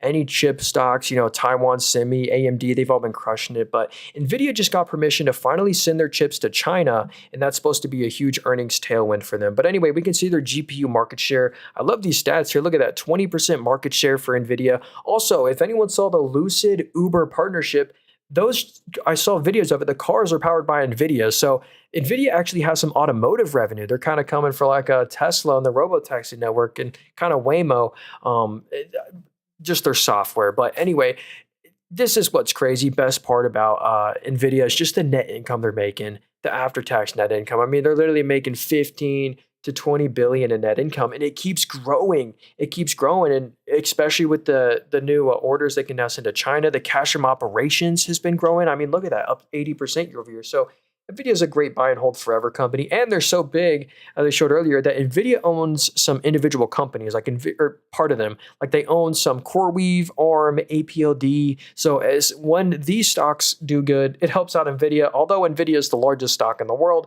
it won't really move on much if one of them double. um, Hey, what up, Jim? I appreciate you. Wacky Hobo said, do you like GGG? So let's check it out. I don't think I've heard of this one. How's it going, man? I appreciate you being here. So a $14.5 billion company. And look at that. The stock's pretty close to all-time highs. So yeah, congrats if you own this one. Although when we scroll to the daily chart, the stock has kind of been flat on the 1 year. So let's go see if we can find out why. So they're a contractor, industrial. They must just have some slowing growth. So that's my guess here. Let's see. Yeah, revenue's up 7% year over year after being down 7. So yeah, just single digit growth. But look at the net income. They're very profitable, making over 100 million of net income a quarter. What was the PE? The PE is a 30. Hey, Ariel said, what app are you on? Hey, this is a brokerage right here. If you want to get this app or this thing I'm on, it's in the link tree in my bio. Very first link there. It's free. It's my favorite app for analysis and stuff. But yeah, GGG, do they pay a dividend? Yeah, 1.2% dividend. The dividend looks safe. Only a 36% payout ratio. So yeah, please EXP. Is EXP a stock? AVAX? Or let me know, are you talking about Eagle Materials? Yo, what's Tanmoy? Let me know, are you talking about Eagle Materials? I'll check it out for you. AMZ, yeah, hey, AMZ here, I'll put it right here. I just use home, that's the wrong link. if you go to the description, you can see AMZ, but it's in the link tree right there, the first link there. And I use Robinhood. It's like the third link. So anyway, let's keep going here. Favorite momentum stocks to swing day trade. I don't swing or day trade, but oil's something that's fun to swing trade. But yeah, high momentum names, dude. PSIX has been one that I've been in and out of. Or not in and out of, but it's my most recent purchase as a momentum play. The momentum's just been on fire. Another huge momentum stock is Powell Industries. Like 20% of all the shares are being shorted right now. Actually, let me check the short float on this company. What the short volume just spiked. That's actually not good. Yeah, so 15% of all the shares are being shorted. There might be a short squeeze on this stock. Yeah. So this is one I own. Anyway, let's keep going here. Webull stock, BULL. Yeah. So if you're wondering what is ticker symbol BULL, what is this stock right here? Well, that's this app right here that I was just on. It's them publicly traded. So I have an account with them. I've given them a lot of fees and stuff like that. So I've helped out this stock. But yeah, they just IPO'd right on this day. That's why they spiked up so much. And they're hopefully going to trade like a Robinhood one day, kind of just trade with Bitcoin and stuff like that. So one thing I do like that they are profitable though. If we go to the two most recent quarters, they did make net income the two most recent quarters. So it looks like they are a profitable company. Yo, Sylvie, SYL. Thank you so much, Sylvie, for the 4 hearts, for the 4 roses. I really appreciate you. Yeah, if you got a stock you want me to look at, let me know, Sylvie. I got you. Someone said ERII, please. So Energy Recovery, $740 million company. Yeah, the stock is not done too good, but yeah, $700 million market cap. The revenue says it's from water. So 99% of the revenue comes from water, a commodity. And yeah, the numbers are just really choppy here. I mean, look at that. They make money, then they lose money. So they have a really good balance sheet though, but the assets are declining. Nothing's really blowing me away here. I mean, very safe company. Yeah, dang, the sales were only 8 million the most recent quarter, down 33%. So I can see why that one's not doing too well. I would be careful with that one. Marvell to the moon. Yeah, they've been doing great, haven't they? Wait, someone said BBAI, and these are Big Bear AI is super risky. I don't like that one too much. Just from a financials point of view, this is like a pure momentum stock right now. They're worth 2.3 billion. They're worth 2.3 billion, and they've lost over 200 million the past year. They've lost over 10% of the market cap and net income. But the revenue's decent. I mean, 30, 40 million of revenue. Revenue's only up 5%. I don't know. I just don't. I'm being careful with that one. Got to do more research on that one. AMD stock. Hey, yeah, this is like an AI stock. Yeah, what up, Andresand? What's up, man? So top AI picks, Google, Meta. Dude, Meta has a huge super intelligence team, but AMD's, there's so many AI stocks. So AMD's one I do like. I do own this one. PC market share, or the GPU market share, they have a 17% GPU market share. But here's an AI, data center play. Half of AMD's revenue comes from data centers, and the data center growth is incredible. It's so easy for them. They make their own GPUs, so they get a data center up, they can just supply themselves with their own GPUs. Like in any other company doesn't make their own GPUs. So only like NVIDIA and AMD can do this. But anyway, up 58% year over year, really good growth.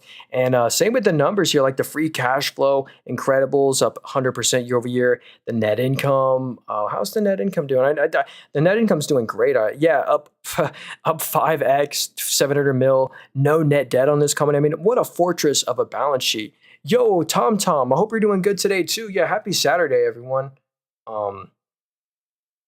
What do you think about ETF? Is there a ticker symbol called ETF? I don't think so, but yeah. I love like VOO, QQQM. Those are some of my favorite ETFs. SCHD is like a dividend ETF. Yo, what up, Rudy? How's it going? So let's see here. Is this a GPUs? Is that a ticker symbol? It's not. Or I mean, that's not a ETF. Yeah, we're not. This isn't the kind of company we cover on this channel. The stock's at an all-time low. They're worth the whole company is worth 25 million. So, and look, because of the reverse splits, this used to be an 800. Or wait, is that 8 million should be an $8 million stock because of the reverse splits. So yeah, we just know we don't cover those. So they're just so risky. So yeah, DTSS. What's this company?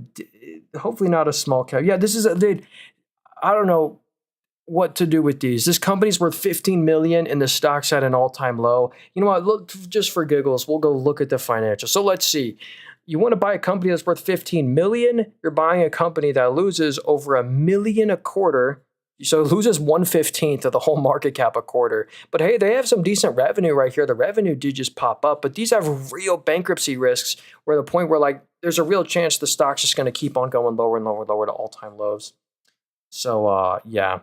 Let's see. Can you check EOSE? What up, B Mills? Yeah. So EOS Energy. Hopefully this one isn't a micro cap, but oh well, that's not good. It says loading. There we go. EOSE. I typed it in wrong. EOS Energy. So 1.5 billion. Okay, 1.5 billion-dollar company. Let's see. The stock's been doing really good. I mean, that chart looks great. It's making higher lows, which is good. Let's see here. So product revenue. Wow, the revenue just like jumped up. Hold on. Let's see. Revenue. Yeah, it's up 58% to just 10 million. I mean, not huge still. That's why they're a small company. 10 mil of revenue. Lost 50 mil. Dang, yeah, dude, they have way more liabilities than they have assets. Yikes, it's risky, but I don't know. There might be some good news, like good future news or contracts. I don't know, man. Another one that's super risky. So hey, here's a one actually. Baba. So this is Alibaba right here. This is basically like the Chinese Amazon. So yeah, if anyone heard of AliExpress anymore, it's like an e-commerce. They're kind of like an e-commerce play. So the PE is pretty fair, you know, for a Chinese company. They usually trades at low multiples. They're trading at 16 times net income. So 16 times PE. Let's see their active customers. So they have 903 million annual active customers, not too shabby. And look at the net income right here. I mean, they're making, and this is in US dollars, I mean, they're making a couple billion of net income every quarter. So extremely profitable. I think, yeah, they just started paying a dividend as well. So you get a nice yield on this company. So yeah, actually, they're my second favorite Chinese stock. If you go to the China tariff tech play. Yeah, has anyone heard of Tencent before? This is the best Chinese stock right here. If anyone's heard of League of Legends, Riot Games, which owns Valorant, they own that. They own Riot Games, which is League of Legends, Valorant. This company owns Supercell, which is like Clash of Clans, Clash Royale. They own PUBG. They own half of Fortnite. This is just a game conglomerate right here. That's a Tencent. My favorite Chinese stock. If they were American, they'd be a Mag 7. Y'all remember Fang? It used to be Netflix. Then in the N stand for Netflix. Then they replaced it with Nvidia. All right, let's see. Scroll back a few years. This is not a good stock. Yo, what up, Jace? I forget which stock we were looking at there. But let's see. Let's keep going here. Oh, hey, this is a California. Oh, we'll look at SYP. Oh, I forgot. We'll look at INSP after this. So EIX. So EIX, this is a California utility play. And basically, if you're wondering what happened to the stock on this day, this is the exact day that the California wildfires happened. And it was, a couple months ago. And it was because of supposedly, or they're going to blame for it, have to pay fines for it. One of their utility lines, a faulty utility line, helped spread the fire. And they're getting, so basically this is a California utility play. They just own a bunch of utilities in California. So that could be a rebound play. I know they have a crazy dividend. I bet the dividend's probably safe, a 6.3% dividend. The payout ratio does say 95%. So yeah. So check out INSP. What is INSP? Inspire Medical Systems. So a big company, a $3.7 billion company. But yeah, look at that. The stock has not done too good past couple years here. But let's look at the financials here. Revenue, all from the US. Actually, they're making net income. So look at that. This is good. The revenue's up 22%, and they made net income on that. They're making net income every quarter now. These year-over-year growth rates are phenomenal. The really good balance sheet as well. Let's see. Yeah, look at that. Really good balance sheet. So actually, I really like this stock. I don't know why they've been falling so much. So no dividend on the company. That's all right. So yeah, I think that one might be oversold. There might be something I don't know there, but everything looks good there. Have you ever worked for an investment firm? No. Hey, let me say, I'm a college student. I'm not an expert. None of this is financial advice. I sell nothing. I don't have a course, a book. I'm literally just on here to give my opinion. But if y'all want to support me, best way to support me is just subscribe to my YouTube channel. I'm streaming on there as well. YouTube channel is called Nathan Robert. It's also in the link tree, my bio. But yeah, just type into YouTube Nathan Robert. Just go watch my most recent YouTube video and subscribe. Best way to support me. Or just watch the stream from YouTube because my TikTok account keeps getting taken down.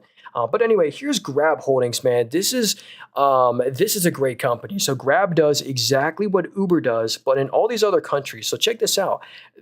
Exactly what Uber does, but in look, all these other countries, notice US, Canada isn't on here, Singapore, Philippines, Thailand. And so they attracted so much attention that Uber is actually the largest shareholder. Uber owns 13% of this stock. So a genius move by Uber, gave them instant international diversification. They also own Toyota Motors owns 5.5% of the stock as well. So yeah, they're finally net income positive every quarter. Free cash flow is insane. So I love this company. I think that's a great long-term hold. Same with Uber. Um, I would happily hold Grab and I'd happily hold Uber for the long run. Um, what's the stock name? Yo, Joshua. Yo, I seen you. You're my friend from Blossom. How are you going? How's it going, brother? Good to see you. Um, yo, Michael. What's up, dude? PCG. Yo, Michael. I've seen you on Meet Kevin stream chat. Anyway, so let's keep going here. PG and E Corp. So $30 billion company trading at a 12 PE. I think this company PCG. I don't know if they're going through a merger or something, but the stock is not done too good. Let's go look at the financials here because that's what I really like to look at. Um, let's see here. So yeah, the PE is a 12, a really low PE on this company, and 69% of the revenue comes from electric, then natural gas. So yeah, just a commodities energy play. What about net income? So yeah, look at that. This is actually really good. They're making 600 million in net income a quarter. I actually don't know why the stock has been hurt so much because they're being hurt more than like your average utility stock recently. So there's some news I don't know. Maybe it's just a slowing growth. Revenue's only up 2, but still they're making a lot of net income, like 700 million in net income a quarter. Heard you say Uber? Hey, what's up, Joshua? Yes, sir. Yeah, hey, we can look at Uber stock too, man. Uber is like printing money. Uber just bought $1.3 billion worth of Lucid cars and a huge order from Lucid by Uber. And this is barely like one quarter free cash flow. I mean, literally just in free cash flow, just the most recent quarter, it was 2.25 billion.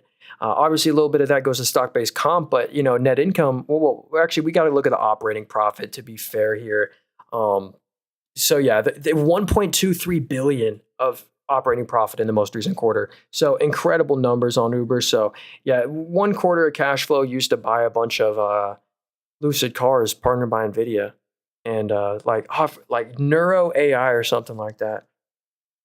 Let's see, CISO AI, CISO. What's the ticker? Oh, here are you talking? Yo, Will, let me know, Will. Are you talking about CISO Global? That one's $1 a share. That one looks a little risky.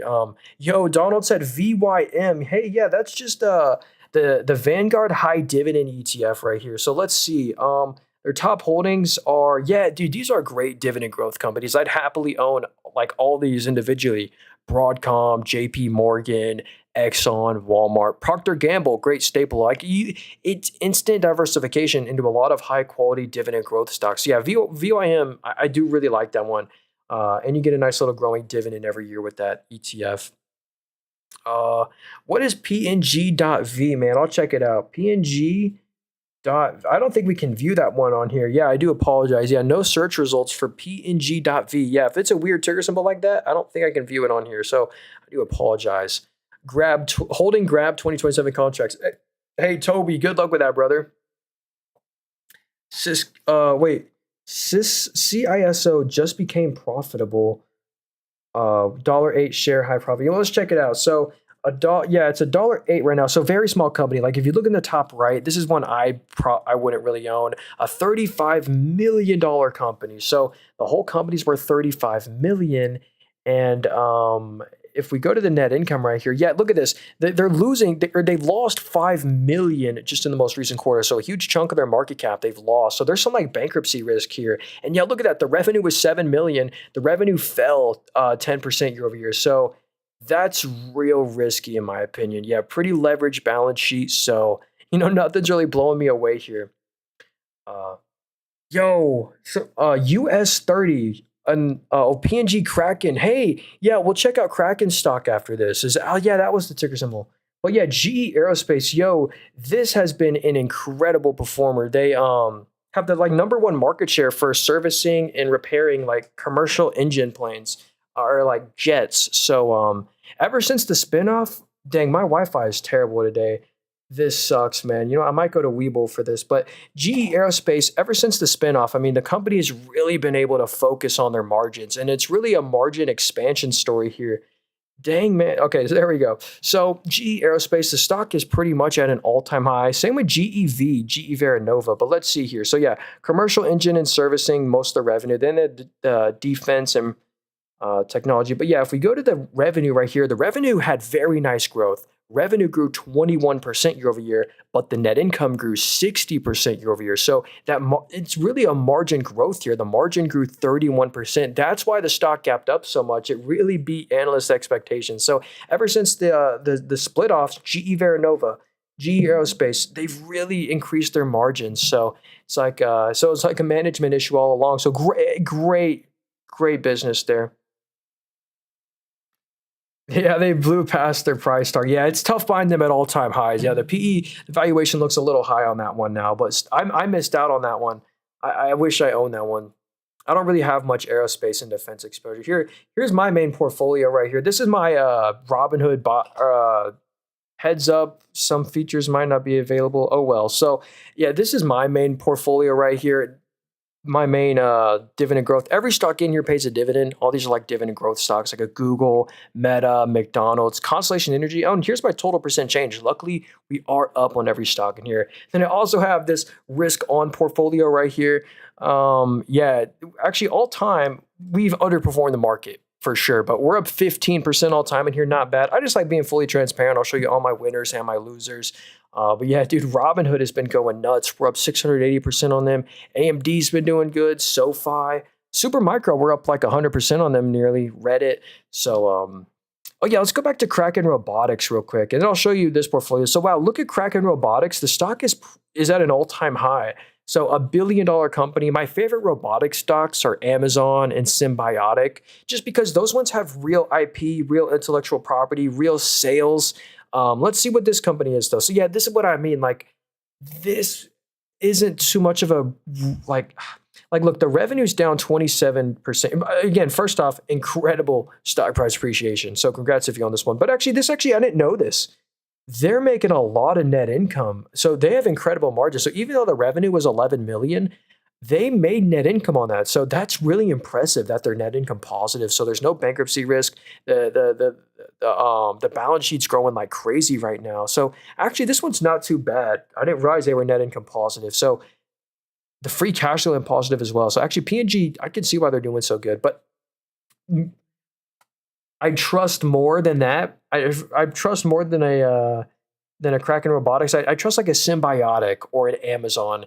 These are like your real robotics plays. Symbiotic right here, one of their main shareholders is Walmart, and Walmart's also their top customer. So Walmart owns 13% of all the shares here, but this is a warehouse robotics stock, and the main customer they help out is Walmart in their warehouses. So pretty cool.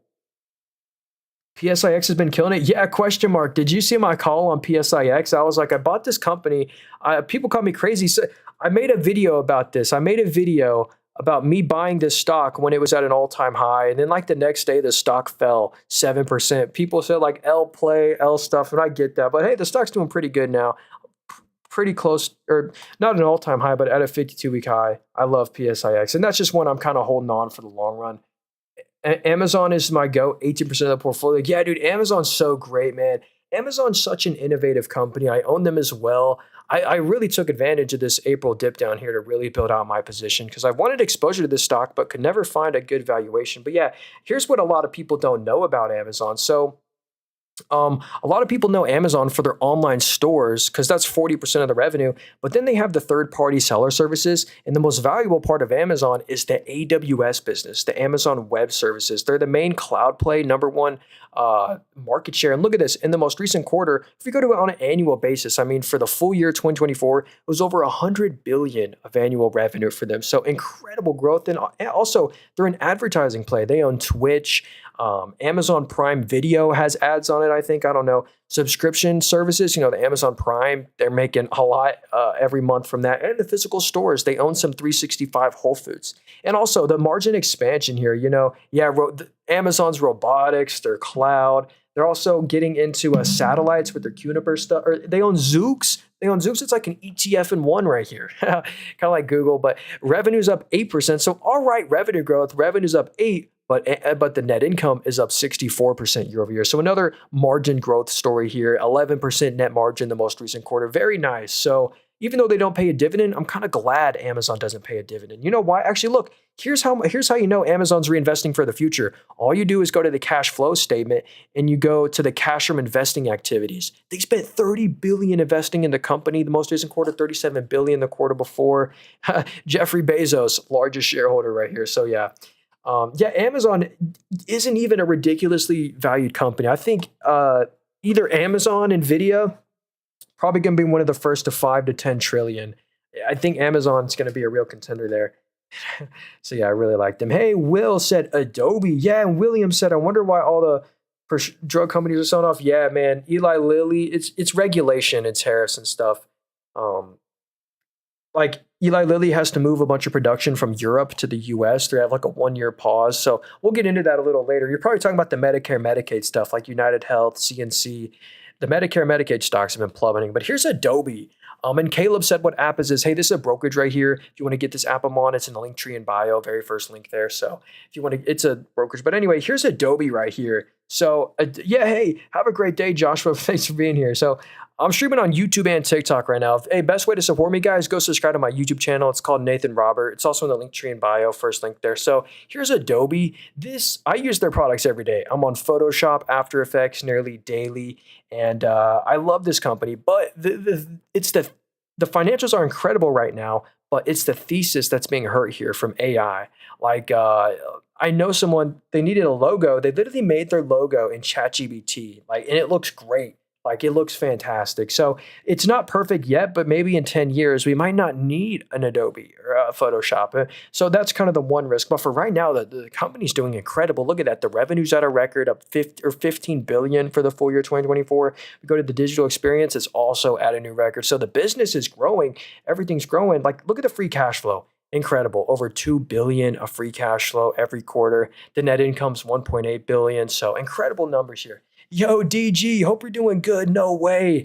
Thanks for the 10 roses, dude. Yeah, good to see you, man. Our TikTok account is finally back. TikTok's not been giving me too hard of a time banning my account, but yeah, I'm happy. Hey, by the way, I'm scared my account might get banned again. By the way, this account I'm on, this Nathan Robert, was permanently banned for 2.5 weeks. The account literally didn't even exist 2 weeks ago. But we finally got the notification back. It's not Robinhood. Yeah, hey, if you want to get this app I'm on, it's, again, this one I'm on right here, my favorite one. Linktree in bio, very first link there. It's a brokerage. It's where I like to do all the analysis and stuff. Would you jump into Google on Monday for their next earnings report? Well, if you buy Google now, you're kind of betting into earnings, but Google is one I just hold forever. I buy Google stock before earnings and I buy it after earnings. It's like an always buy. So, I would just hold that one with the intent. You buy Google stock with the intention to just never sell it. I wouldn't buy them waiting for earnings. Hopefully they go up on earnings and sell it after. I would just always hold Google.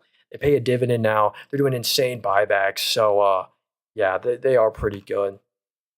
I think Friday that 6 sectors was down. Oh, really? Big Man said, I like TSN. Weekly chart said something. I missed it. So let's see. TSN. Oh, Tyson Foods. Yeah, hey. We have a lot of their frozen chicken and stuff in our freezer. So I like their brand and stuff. And the stock has been struggling though. Let me actually go look at their the revenue right here. So yeah, they sell beef, obviously, chicken, prepared foods. So, they have a lot of premium quality stuff. And let's go look at the net income down here. So yeah, the net income did just fall 90% year over year, but that was probably some one-time adjustment. I don't know why the stock has struggled so much. I don't know what in the nothing in the financials is really explaining that. Or what's the revenue? Is the revenue growing?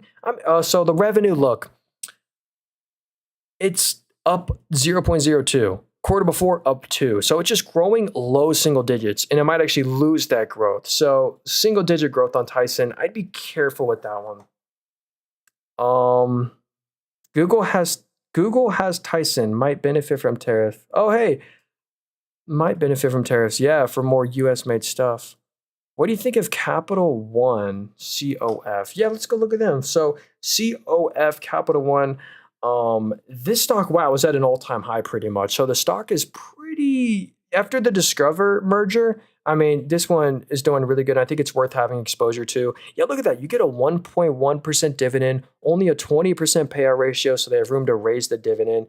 And the futures, oh yeah, so look at that credit card play, 71% credit card, 22% consumer banking. So bank, credit card stock, and obviously the revenue is about to go even higher because the merger just went through the Discover and Capital One, so the revenue is about to go up even more. So yeah, they're making a boatload on net income. Look at that, 1.1, pretty much over $1 billion in net income every quarter. So what is this one? CPB. Is this Campbell Soup? Yo, the Campbell Soup. Yo, this owns a bunch of random stuff like goldfish, for example, and soup, Campbell Soup. So let's see how this stock's doing. You know, normally when we go into like a war or like war fears, recession fears, people just stock up on cans. But this stock is getting kicked to the can. Look at this. It's at like an all-time low. What's the yield here? A 5% dividend. They're kind of like a Kraft Heinz. So a 5% dividend, meals and beverages, snacks. So yeah, dang, the margins have collapsed on this company. So look, the revenue's up, but net income is down 50%. The margins have absolutely collapsed here. And that probably explains why the stock has done so bad. That's not good. So yeah, sold off from the highs of 59. What about Open Door? Yeah, what up, AC? Yeah, Open Door, this one's an all momentum play right now. Basically, I think there was like a super investor or activist that said, hey, Open Door is a 100x stock.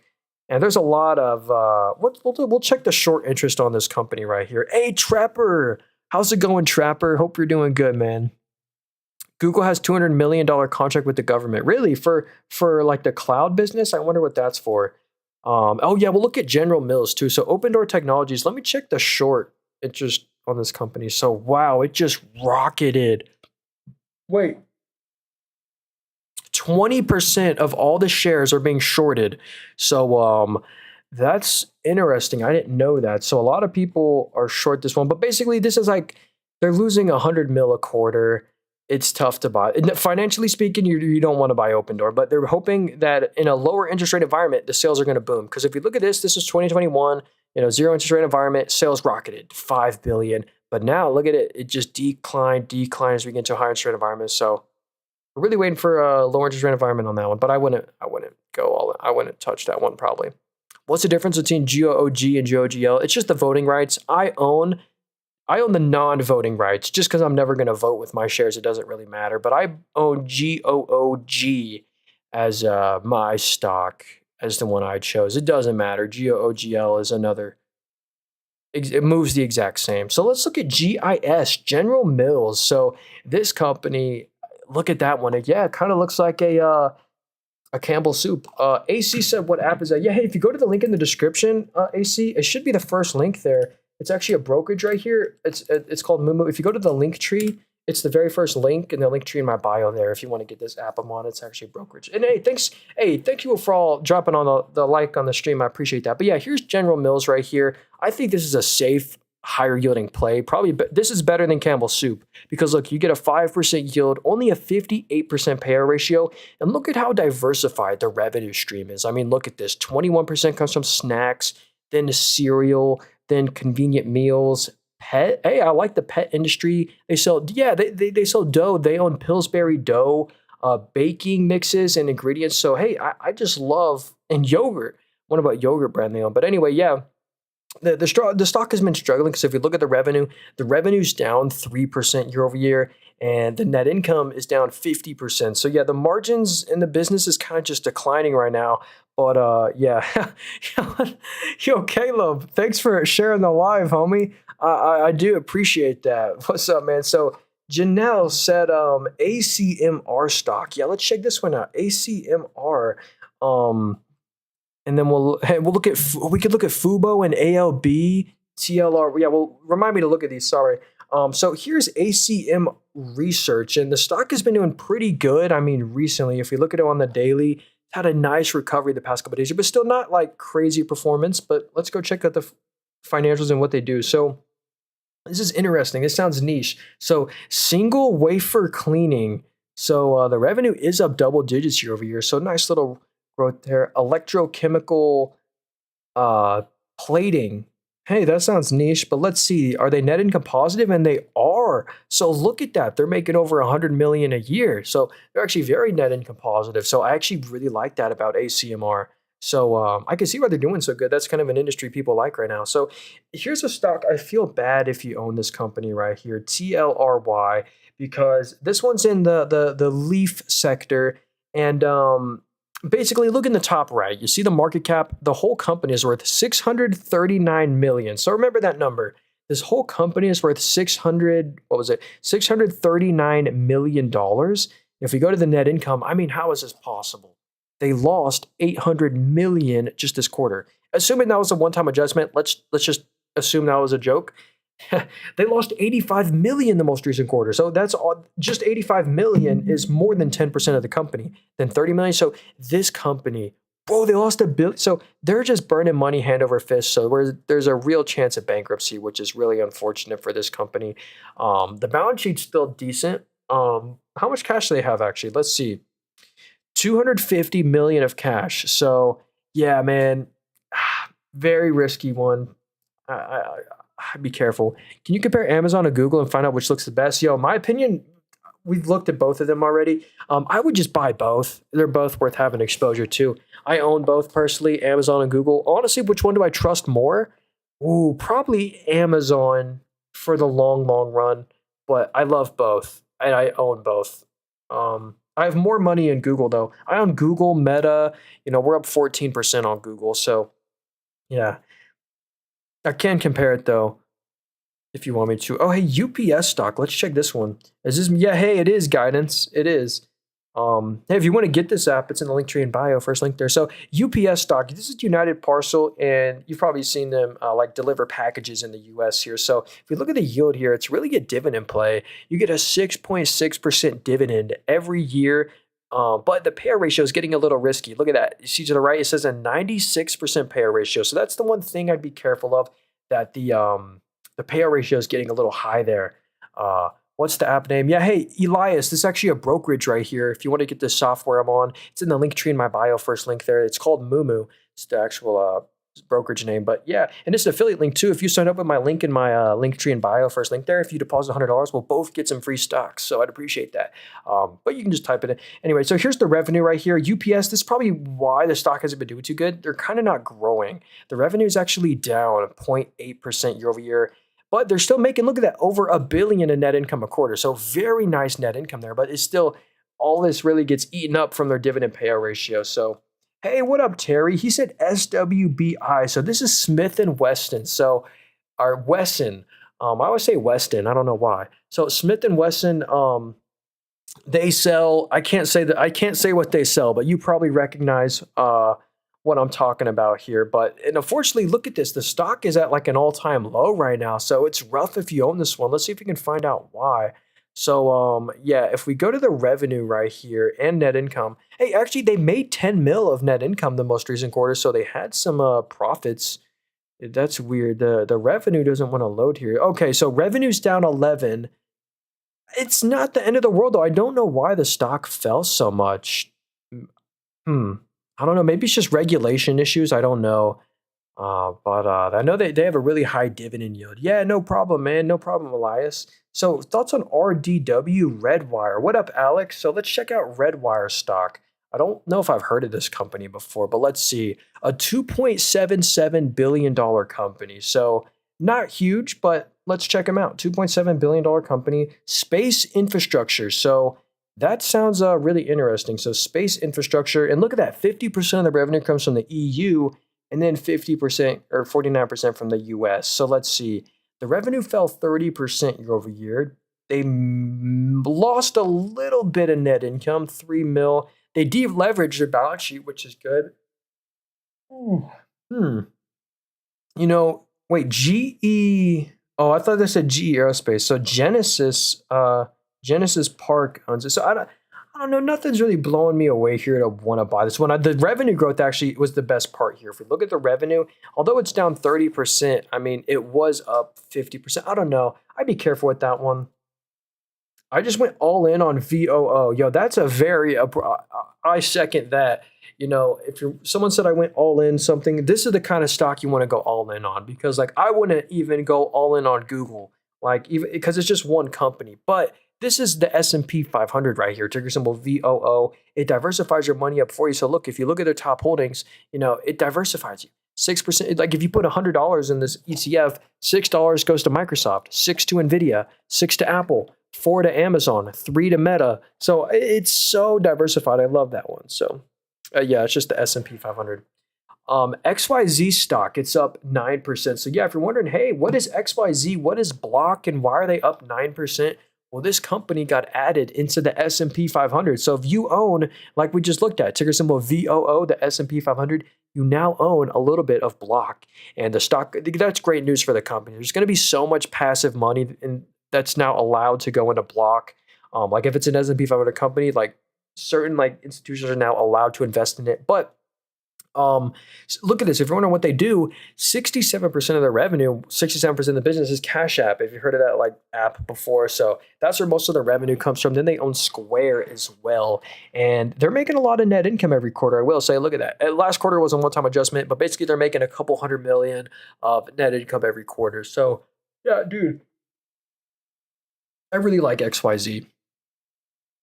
Let's see, Zim stock. Hey, yeah, this is your shipping integrated stock that has a crazy dividend rule. So here's the rule that this company has. Whenever they make net income, all right, whenever they make net income, 50% of that net income will be returned to the shareholder through a dividend. So if you go to the net income recently, look at it. They've been making a boatload of net income. But sometimes, like back here when there was no supply chain issues because this company benefits from all the supply chain issues.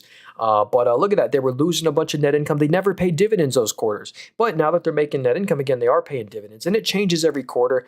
Like look, for the full year 2022, you got $27 in dividends. Well, the stock price is $15, so you got a huge return. But yeah, it was 74 cents in the most recent quarter, then $3, and then 84 cents, then $2. So it kind of changes every quarter. And sometimes they don't pay dividends. Hey, Alex, what's up, man? Yeah, cheers. Yo, I have a peach knee high, if anyone knows what that is, right here next to me. So let's see here. Qubits, QBTS. What up, Ren? So yeah, this is a quantum play, QBTS. Actually, let me go to the quantum watch list right here. To be honest with you, my favorite quantum stocks is just like Google's my main favorite one. It's not a pure quantum play, I get it, but Google, IBM, Oracle, these companies have the money and the talent to be the industry leaders. Same with Microsoft, but these are some of your more pure plays, but they don't really have any like real quantum stuff like QBTS, RGTI. Like, let's go to qubits right here. This is why I can't personally own this company. If you look in the top right, the market cap, this is a huge one, $6.4 billion company. And I know I own many companies with half this market cap. So $6.4 billion company, and the revenue in the most recent quarter was 15 million. So revenue of 15 million just the most recent quarter, and the market cap is 6 billion. I just can't personally pay that. Like I buy companies with like a $2 billion market cap that have way better financials. And look, this company loses net income every quarter.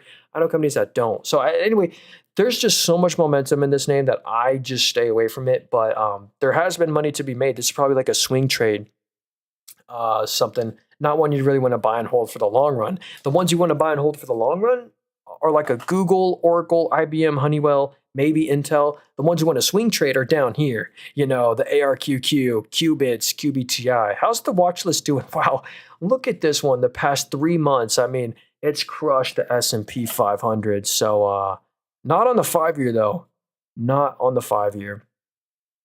So let's keep going here. What about XXRP? No way. Is that a XRP ETF? So yeah, the 2X XRP ETF. So yeah, basically, I mean, you guys pretty much can understand what this does. Whatever XRP does, this moves it times two, and it's an ETF form. So it's kind of cool. It's 2X leverage, so you got to be careful in a down market. Those really hurt you, but that's looks like something really fun to trade. So, can you tell me about RGC stock? I think that's the RGC Bioscience stock. So, yeah, so basically this company IPO'd. I think they got FDA approval. They did a stock split this day. The stock went from $15 all the way up to 80. Like this was insane, but then they fell all the way back down. And that's because this company's a startup right here. I think the actual news was they got FDA approval. And you see how the revenue says 2017? So right now they don't sell anything. There's no revenue. This is a revenue-less company. There's no, they have no sales from any products or sales or services or anything. So revenue-less company, and they just IPO. So basically, I don't know. Quantum computer only company, it's just hype now. Hey, what up, AC? Um, let's see here. Intel banned their AI program. It went down with this news. Yeah, Intel is just a money burning company, which is really unfortunate for them. Someone said MUFG. Let's check this one out. What are some red flags in a company? Huge net income losses. Like, let's see. This one doesn't sound too. Oh, Mitsubishi. Okay, it's like the car company or Mitsubishi Financial Group. So this is a Japanese company. Maybe it's not the car company. Maybe it's like a bank. I don't know. But let's go analyze them. Let's check it out. So the currency is in Japanese. So we'll just switch it to USD just for simplicity. So look at that. Global business markets, Japanese corporate, retail digital business. So yeah, they're a bank and asset manager. Look at that. 38% of the revenue comes from Japan and US and then the other areas. But let's check out net income down here. So they made 770. They're making a lot of net income. You know, you average it out, they're making a couple billion in net income every quarter. So great news on MUFG. So someone said, what are some red flags in a company? I'll pick out like one I see pretty often. People talk about like a Neo, for example. Like let's look at Neo right here. This is a company, you could kind of see this coming right here. So I'll just kind of show you why this is one I wouldn't buy. Like if you look at the top right, you know, the whole company is worth 9.8 billion. So let's just say they're worth $10 billion. So first off, this company is worth $10 billion. And if we go right here to the net income, I mean, how is this sustainable? Just like logically, you buy it, let's say you bought the whole company at this valuation. Like you could buy in right now at a 10 billion valuation. Let's say you just bought the whole company for 10 billion, or you're buying a business that literally lost in net income $930 million just in the most recent quarter, or they literally lost 10% of their entire market cap just in the most recent 3 months. So it's just like real risk, like bankruptcy risk. It's rough. So that's one thing that I do say. Yo, Jeff Mack, good to see you, homie. Oh yeah, we'll look at Palantir. We'll look at WPM, then we'll look at Palantir. Yeah. So Palantir does have a ridiculous PE, but ooh, I'll show you a fun fact about Palantir. That's really impressive. So here's Wheaton precious metals. So a lot of the precious metals plays have been going up with like the MP Materials deal. But this one, look at that, just all-time high on the weekly chart or monthly, all-time high on the company, huge market cap. $40 billion market cap. Do they pay a dividend? Yeah, a 0.7% dividend yield here. So Salobo. So these are basically all the mines that they own. So precious metal play. I wonder if it's gold. I don't know. But yeah, look at that net income. They're making net income every quarter. Great net income and great balance sheet, dude. Look at that. Absolutely no debt. That's a monster balance sheet, man. No debt. Tons of assets. They have $1 billion. Look at how their cash on the top left, or see how it was 306 million. They now have $1 billion, 1.09 billion of cash on hand. So anyway, I do really like that one. Oh yeah, hey, let's look at Rocket Lab, and then then we'll look at Palantir. So Rocket Lab, this company right here, I feel like deserves to be at an all-time high. First off, this is my favorite space company. I wouldn't buy AST Space Mobile or Lunar or and I forget the company name. It's like a contract play. Anyway, Rocket Lab, this one's at an all-time high, and I think they deserve it because if we go to their space systems revenue right here, 71% of the business, it's just seen incredible growth. It's up 45% from the previous year. So revenue's at a record. They also just acquired a company for 600 million. So they just bought a new company for 600 million. That's going to help out the growth even more.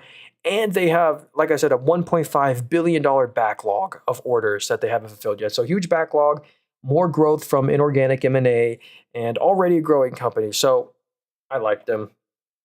So here's Palantir right here. Here's another super high growthy company, but a high valuation. So yeah, someone said over 600 PE. Yep. So as we know, the PE ratio is just a net income multiple. Plus any stock buybacks or dilution, but they trade at 667 times net income. That's because the net income did have a little one-time adjustment last quarter, but it is getting better. It's okay to have a high PE if you're high growth, but I do think this one has a pretty ridiculous valuation that I can't pay right here.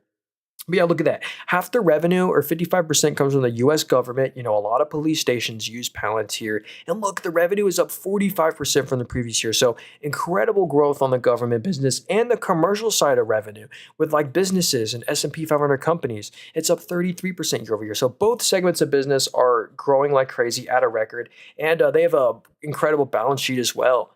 No net debt, or no debt at all. They have like 6 billion of cash. The cash is earned at interest. So I do like them. Do you game? Yeah, man. I sometimes I got Rust, Valorant. Let's see, CVS. What? Oh yeah, CVS. They're really growing like their insurance business. So I used to be a Rust YouTuber. So CVS Health right here, $78 billion company, and they've kind of been struggling because Walgreens has. Walgreens, CVS, their lunch has kind of been eaten up by like, you know, if you're getting a prescription or something, you just go to Walmart or Kroger or Amazon even. Amazon might Amazon Pharmacy, you don't even have to leave the house. But anyway, CVS Health, here's kind of their main revenue driver, their healthcare benefits business. And this has seen just incredible growth. I mean, for the full year 2024, it was 130 billion of revenue, you know, really nice growth there. And if we go to the net income down here, it's pretty solid. I mean, they had a little one-time adjustment that one quarter, but they're pretty much making 1.6, 1.8 billion of net income every quarter. So I like them way more than a Walgreens, and a Walgreens got bought out or taken private. But yeah, you get a 4.3% dividend here yield here. So they're not bad, but I don't really expect this one to outperform the market in the long run. Healthcare stocks have been having some issues. Yeah, CVS stock is the same price that it was back in 2013. So not great growth since then, but you get the nice yield there. Fiserv, is that ticker symbol FI? If it's not, you'll have to tell me the ticker symbol. Have you covered any of the tickers recently added into the S&P 500? Yeah, XYZ. I don't know the ticker symbol for that one. Is it FI? Oh, yeah, it is FI. Yeah, the only stock I know, Tommy, that got added into the S&P 500 was ticker symbol XYZ, which is Cash App. The company that owns Cash App got added in there. But here's Fiserv right here. Well, the stock has not been doing too good. Like they gapped down right here. There's no news, or I mean, there's no earnings report this day. So there's a huge gap down, and I don't know why. Maybe it's just momentum. I don't know. But let's go check out what the company does. So they're a financial one. So financial and merchant is the other half of their revenue. So US and Canada is where most of their revenue comes from. Let's go check out the net income down here. Look at that. Yeah, wow. 800, 500 to 900 million in net income every quarter. So they're making a lot of net income every quarter. So incredible. They probably can pay a dividend one day. So actually, I love that net income number right here. That's crazy. They're making a boatload of money. I'm long and leveraged with calls to, hey, yo, I don't, be careful with the leverage, my friend. OUST. Hey, I just added this one to my watch list. This is a company that I really like, actually. So I added this one on my watch list like a week ago, and I'll show you why. I mean, this company is nearly at an all-time high today. or it was on Friday. And here's kind of what they do, or I'll show you the financials. The financials usually explain why a stock is doing good or bad, but revenue's up 25% year over year, nice growth, and they're losing less money. They're still losing like 20 million a quarter, but they have a really good balance sheet. They're losing less and less money, and um, there was another reason. I forget the reason. There was something else that like really made me like the stock. I forget what it was, but anyway, they're doing really good. What's the market cap? $1.65 billion company. Only losing 20 million a quarter, not bad. So I don't know. Looking back on it, or I guess yeah. Here's the revenue growth. Yeah, revenue's at a new record. Just really nice. Wait, sale of lidar sensor kits. Oh, it's because they partnered with I forget the name, but they partnered with that one driving lidar stock. Anyway, let's keep going. Um, Pfizer stock, PFE. Yeah, we can look at. Wait, that's not Pfizer. I thought TTD got added too. Let's see, Trade Desk. Let's see, did they? News. I don't. Robinhood, Apple 11 could join S&P 500 soon as Hess deal creates. Okay, so Trade Desk, this is your advertising stock, and basically, I really thought this one was oversold when this happened. Basically, what happened? They reported earnings and they lost a lot of top clients, like Netflix, for example. Netflix used to use Trade Desk, and then they dropped them to just find advertisers for themselves, keep that little middleman money fee there. And it basically, I still love this company though. The business is at like their all-time high best. So if you look at the revenue's up 25% year over year, but the net income is up 60%. So a company that's really growing their net margins, yeah, grew their margin 30% year over year. So the business is getting better. They're getting more profitable. So I do like Trade Desk, but they're also their lunch is kind of getting eaten by Amazon as well. Amazon was taking some clients from them, but they're an advertising play. Nice advertising business. Neo, yeah, dude, Neo, man, Neo is not. Someone asked me just a minute ago, what's like an example of a red flag stock? It'd be Neo. Like this is like a terrible, in my opinion, terrible buy and hold stock. You don't want to buy and hold this one. Like it could still do good nonetheless. Again, not financial advice, but like look in the top right. It's a $9.9 billion company. So imagine the whole company's worth 9.9 billion. Let's say you buy the whole company at this valuation. The business is losing a billion a quarter, where they lost 930 million just in the past 3 months. So they literally lose 10% of the market cap a quarter, and they're diluting you while the stock's at all-time lows because they can't afford those net income losses from their balance sheet and their cash pile. Take a look at Dexcom. Chewy looks pretty bullish. Let's look at Dexcom right here. So I've never heard of this name actually, but $33 billion company. Let's go look at the financials here because that's what matters. So revenue most comes from the US. All right. Free cash flow. Okay, now I'm starting to see why the stock might be down. So the revenue's up 12% year over year, pretty good growth and double digit, but the net income is down 28% year over year. So that means their margins are going down. The margins fell 36%, but still they're extremely profitable, making well over 100 million a quarter. So a very profitable company. But yeah, I don't know. I I don't know. What's the PE? The PE is a 60, and and yeah, it's a bit of a high valuation. I don't know, man. Yeah, they're probably reasonably valued right here. BSX stock. Uh, let's see. BSX, Boston Scientific. What's this company? Whoa. So I said news on Dexcom is a recall of multiple blood sugar devices. Hey, yeah, that doesn't sound good for the stock. Yeah, thanks for bringing that up. Bro, hold on. I'm sorry, dude. The Wi-Fi has not been good to me today. But I appreciate y'all being here, by the way. If you wanted the follow button, we go live every day. Tomorrow's my main stream. Tomorrow's going to be a really long stream. But wow, look at Boston Scientific. This stock's at an all-time high right now. Very good stock price appreciation. I wonder what they do. So let's see. Cardiovascular, med surge. So how's the cardiovascular revenue doing? Let's go check it out, and we'll check out the med surge. I I don't know. Let's see if the Wi-Fi allows us to. So actually, yeah, look at that. It did. So the revenues at a record up 30% year over year. So revenues, I can see why this stock's at an all-time high. MedSurge as well, up 13% year over year. What about the net income? So revenue, 4.6 billion, up 21, and net income's up 36. Wow, they're making over 2 billion a year. Do you go live during market hours? I do sometimes. I do. Um, Boston Scientific is a medical devices company. Yeah, dude, they're printing out net income right here. And the revenue's at a record, net income's at a record, margins are at a record. So, really good balance sheet as well. So, I can see why that one's done so good. No dividend. Wait. Yeah, no dividend, but yeah, the PE's a 75. The PE might be a little high, but they're growing. More like a short and hold, yeah. Oh, BYD, is GoPro any good? Yo, GoPro stock, bro. I haven't heard of them. You know what? We'll look at that first. So GoPro, not a little camera company, basically got eat up by Chinese competition. I mean, I've looked at buying a GoPro, and there's just so much better options for cheaper. And like, even though they're Chinese, like they're better. Anyway, GoPro. Here's the thing.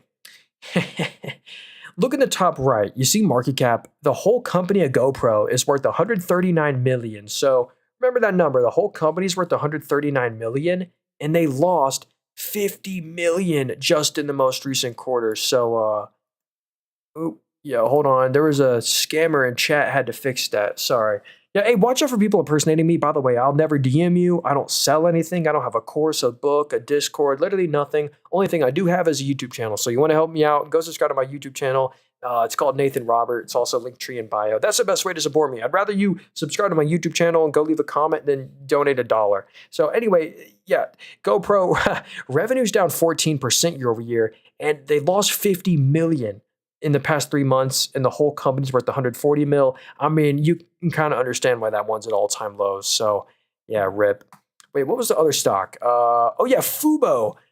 Let's look at Fubo. So basically, this company's in the hands of Disney now. So, there has been some regulation over like the Fubo Disney merger. Might not go as expected. Let's see. So Fubo TV, very small company, $1.14 billion company.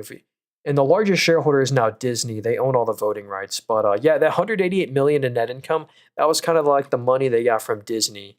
So yeah, I don't really have much thoughts on this company, to be honest with you. It's kind of just waiting for the buyout or the merger with Disney. So I don't know if I'd hold that one individually. I actually own Disney as my side of the bet. I got 15 shares of Disney. What's your goals if you're looking for support? I'm not sure what you mean there. Like the goal for this portfolio, I just want to buy and hold great high quality companies. AUR stock. What's this one? AUR. Aurora Innovation. So, oh hey, so this one's actually doing pretty good recently. They're a big company, an $11 billion company. Let's see. So shareholder. So look at that. This is what I found interesting. The largest shareholder is actually Uber. Look at that. So Uber owns 18% of the all the shares. So, and look at that balance sheet right there. No debt, lots of cash. Uber owns 18% of all the stocks. So basically, they must be some kind of like autonomous driving, something Uber's interested in. So yeah. All right. Let's see here. JetBLU. Yo, what up, guidance? JBLU. I sold off my Fubo around 290 after my average made around. Hey, that's crazy, Jeff Matt. Good stuff there, brother. Yeah, I don't know if I'd get back into Fubo. Just I don't know if there's too much money to be made there. Like if the merger goes through, you don't really double your money. So I don't know. But yeah, that's an awesome play there. So here's JetBlue Airways. Unfortunately, look at this stock. They're down bad from 2019. I don't know if this is an airline stock, but I don't like the airlines. This is just not the airlines just don't outperform the S&P 500. Like it's just not an industry that you really want to be in. They get smoked in a recession. So yeah, this is an airline. Revenue's down 3%. Look, they're not making any money. I mean, the trend's getting better, but still they're losing a bunch of money every year, every quarter. So I'd be careful with JBOU. What stock did you say Uber owns 18% in? Yeah, the ticker symbol AUR, Aurora Innovation. And all you do to check that, you go to company, you go to shareholders, and yeah, look at that. Uber Technology owns 18.4% of the shares. Kind of like a Grab Holdings. Said it already, but please say what you're utilizing it to see the financials. Oh yeah, hey, the real shady. Yeah, this is a this app I'm on right here. This is actually a brokerage that I'm on right here. It's my favorite app for analysis. Out of all the ones I have. So if you want to get this app I'm on, it's in the link tree in my bio, the very first link there. If you want to get this, it's actually an affiliate link, so we'll both get some free stocks if you sign up and deposit $100. And hey, look at that. If you look in the middle of my screen, it's where I like to keep my cash as well. I have like $850, earns a nice little daily yield. You know, it's better than Robinhood. There's more features, and you don't have to pay. It's free. You don't have to pay like $5 a month with Robinhood to get interest. So I love this app. And this app right here is also publicly traded. Might be a little biased. I own some of the shares of this app right here. So this app right here that I'm using, it's called Moomoo. It's publicly traded. It's a brokerage, and their stock has been doing incredible. And let's go see how this. And I'll show you my position in this after this. But yeah, I just like being transparent. It's the affiliate link, and I own some of the stock. But yeah, look at the users. This app has 26 million users. And it's good to know, again, even if something happened to the company, you're FDIC insured for if your account's under 250K, you don't lose anything, but they're printing money, 275 mil most recent quarter. So anyway, let's keep going. Get to the next stock. Oh, and I'll show you my position in FUTU. I own 8 shares of them, so not too shabby. Airlines are lagging and will do well if we continue to pick it better. Yeah, hey, JetBlue could outperform, in some certain environments. Yeah. But yeah, in the long run, if someone told me, would I rather own airlines for the rest of my life or the S&P 500? I want to put my money in the S&P 500. Some people, I know there's literal funds and stuff out there. You can buy the S&P 500 that has the airlines and the cruise lines removed from them because they just don't want those sectors. Because the S&P has to be so diversified, they just don't want. They're like, we'll take the S&P without those sectors in there. So, all right, let's see. Best 3 stocks to buy and hold in your opinion. Pick S&P 500. Amazon, Google. Yeah, Michael, that's a good swing trade. Yeah, because they have momentum whenever they move. So let's see, GLD, please. So yeah, GLD is the gold ETF, and it literally moves with the exact commodity price of gold. So it's literally digital gold in an ETF form. And it's kind of better than owning physical gold because you can sell it instantly. It's less fees. Like when you go to sell your physical gold, you got to drive there, you got to pay the spot fee, they got to test it, and it's all this stuff. And and they could scam you and say it's worth it. So I just like. There's IAU and GLD. IAU is the BlackRock one. That was the Goldman Sachs gold ETF. Here's the BlackRock gold ETF. They move the exact same. They just own a bunch of gold in London vaults, but it just moves with the exact commodity price of gold. And those are fun to trade too, but gold looks like a little toppy right now. Gold's been performing really good. What do you think about MSTR considering their earnings were going to be 10 billion? They're MSTR doesn't really have any sales. So MSTR doesn't do any revenue.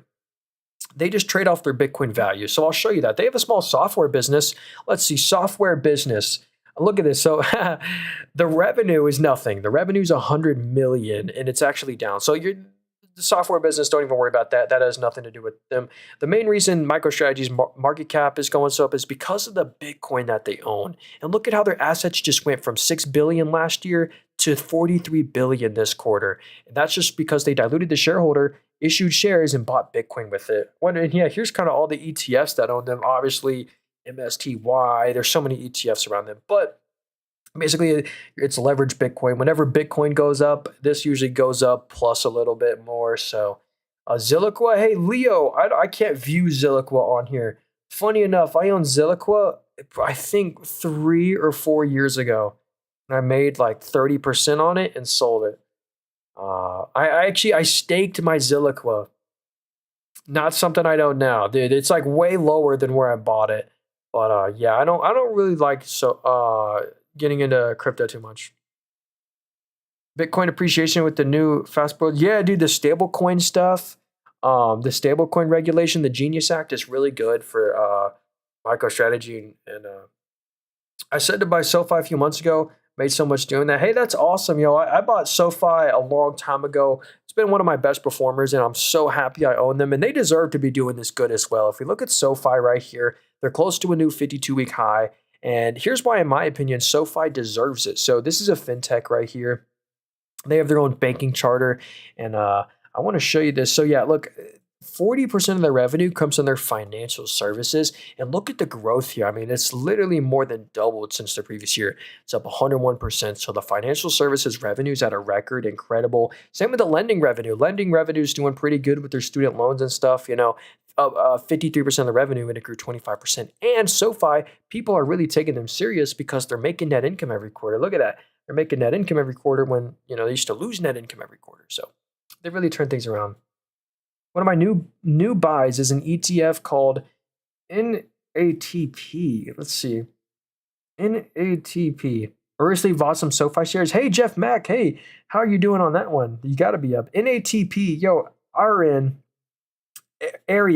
Probably saying your name wrong. I do apologize. I can't find NATP. Is it MAPT? I can't find that ETF right there. I apologize.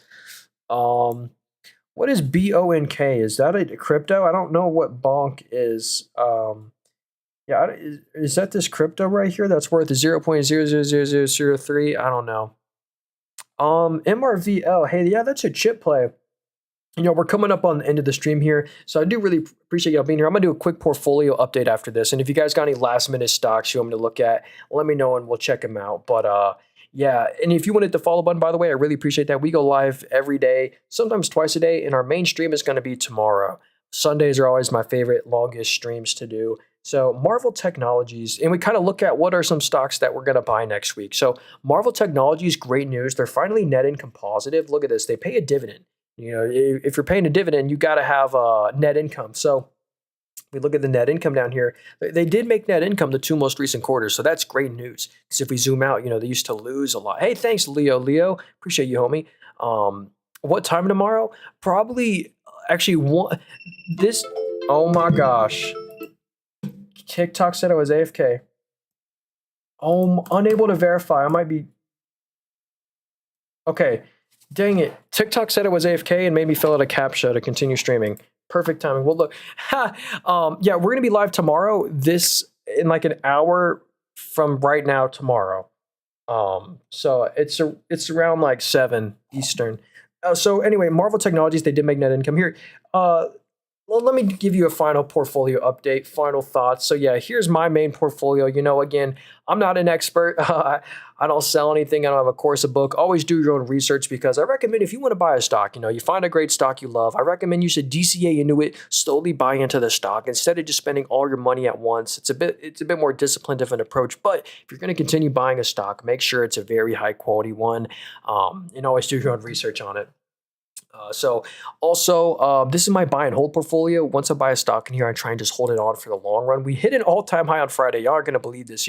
We are up 29% year to date versus the S&P only up 7%. So most of that, is led from ticker symbol FIX, Comfort Systems up here. They hit an all-time high on Friday. Same with Amphenol, another stock that hit an all-time high. And then we also have our risk on portfolio right here. So this portfolio, it's a lot of risky stuff in here, but I love it. We're up 14% all time in here. Not bad. 14.8% all time. Still underperforming the market. We got some winners and some losers in here. Here are all the stocks that we own, like Rumble, T-Row, Toast, Clear Secure. If anyone's been to the airport, seen a Clear Secure machine.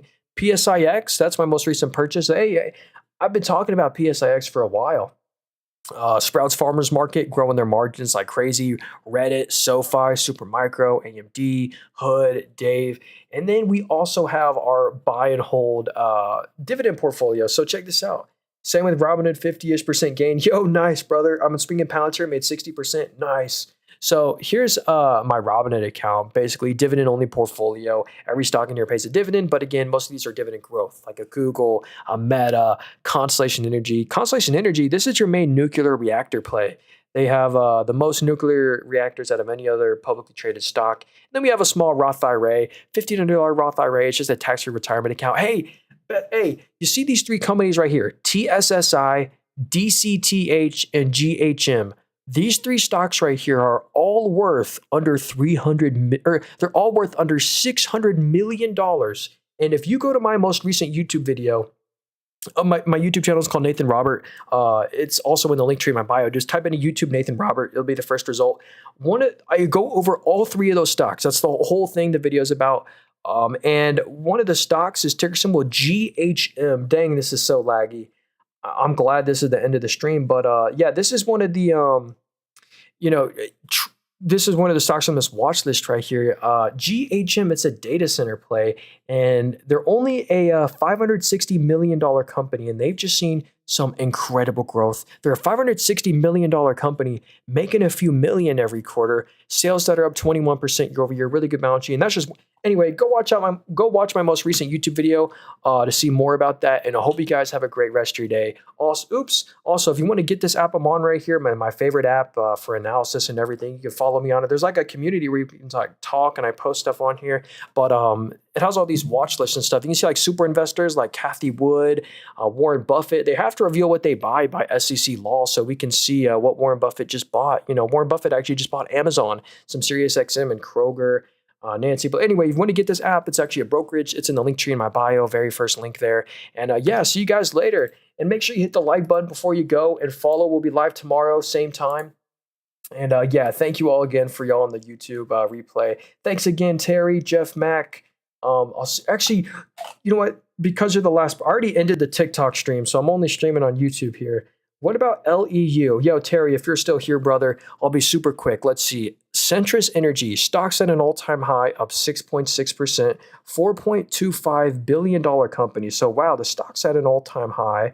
Huge market cap. So low enriched uranium. Yo, the uranium stocks have been on fire because of the nuclear energy industry. Nuclear is powered by uranium, that yellow cake uranium. And actually, if you check out ticker symbol URA, URA is the uranium ETF. Check this out. Uranium ETF is at an all-time high.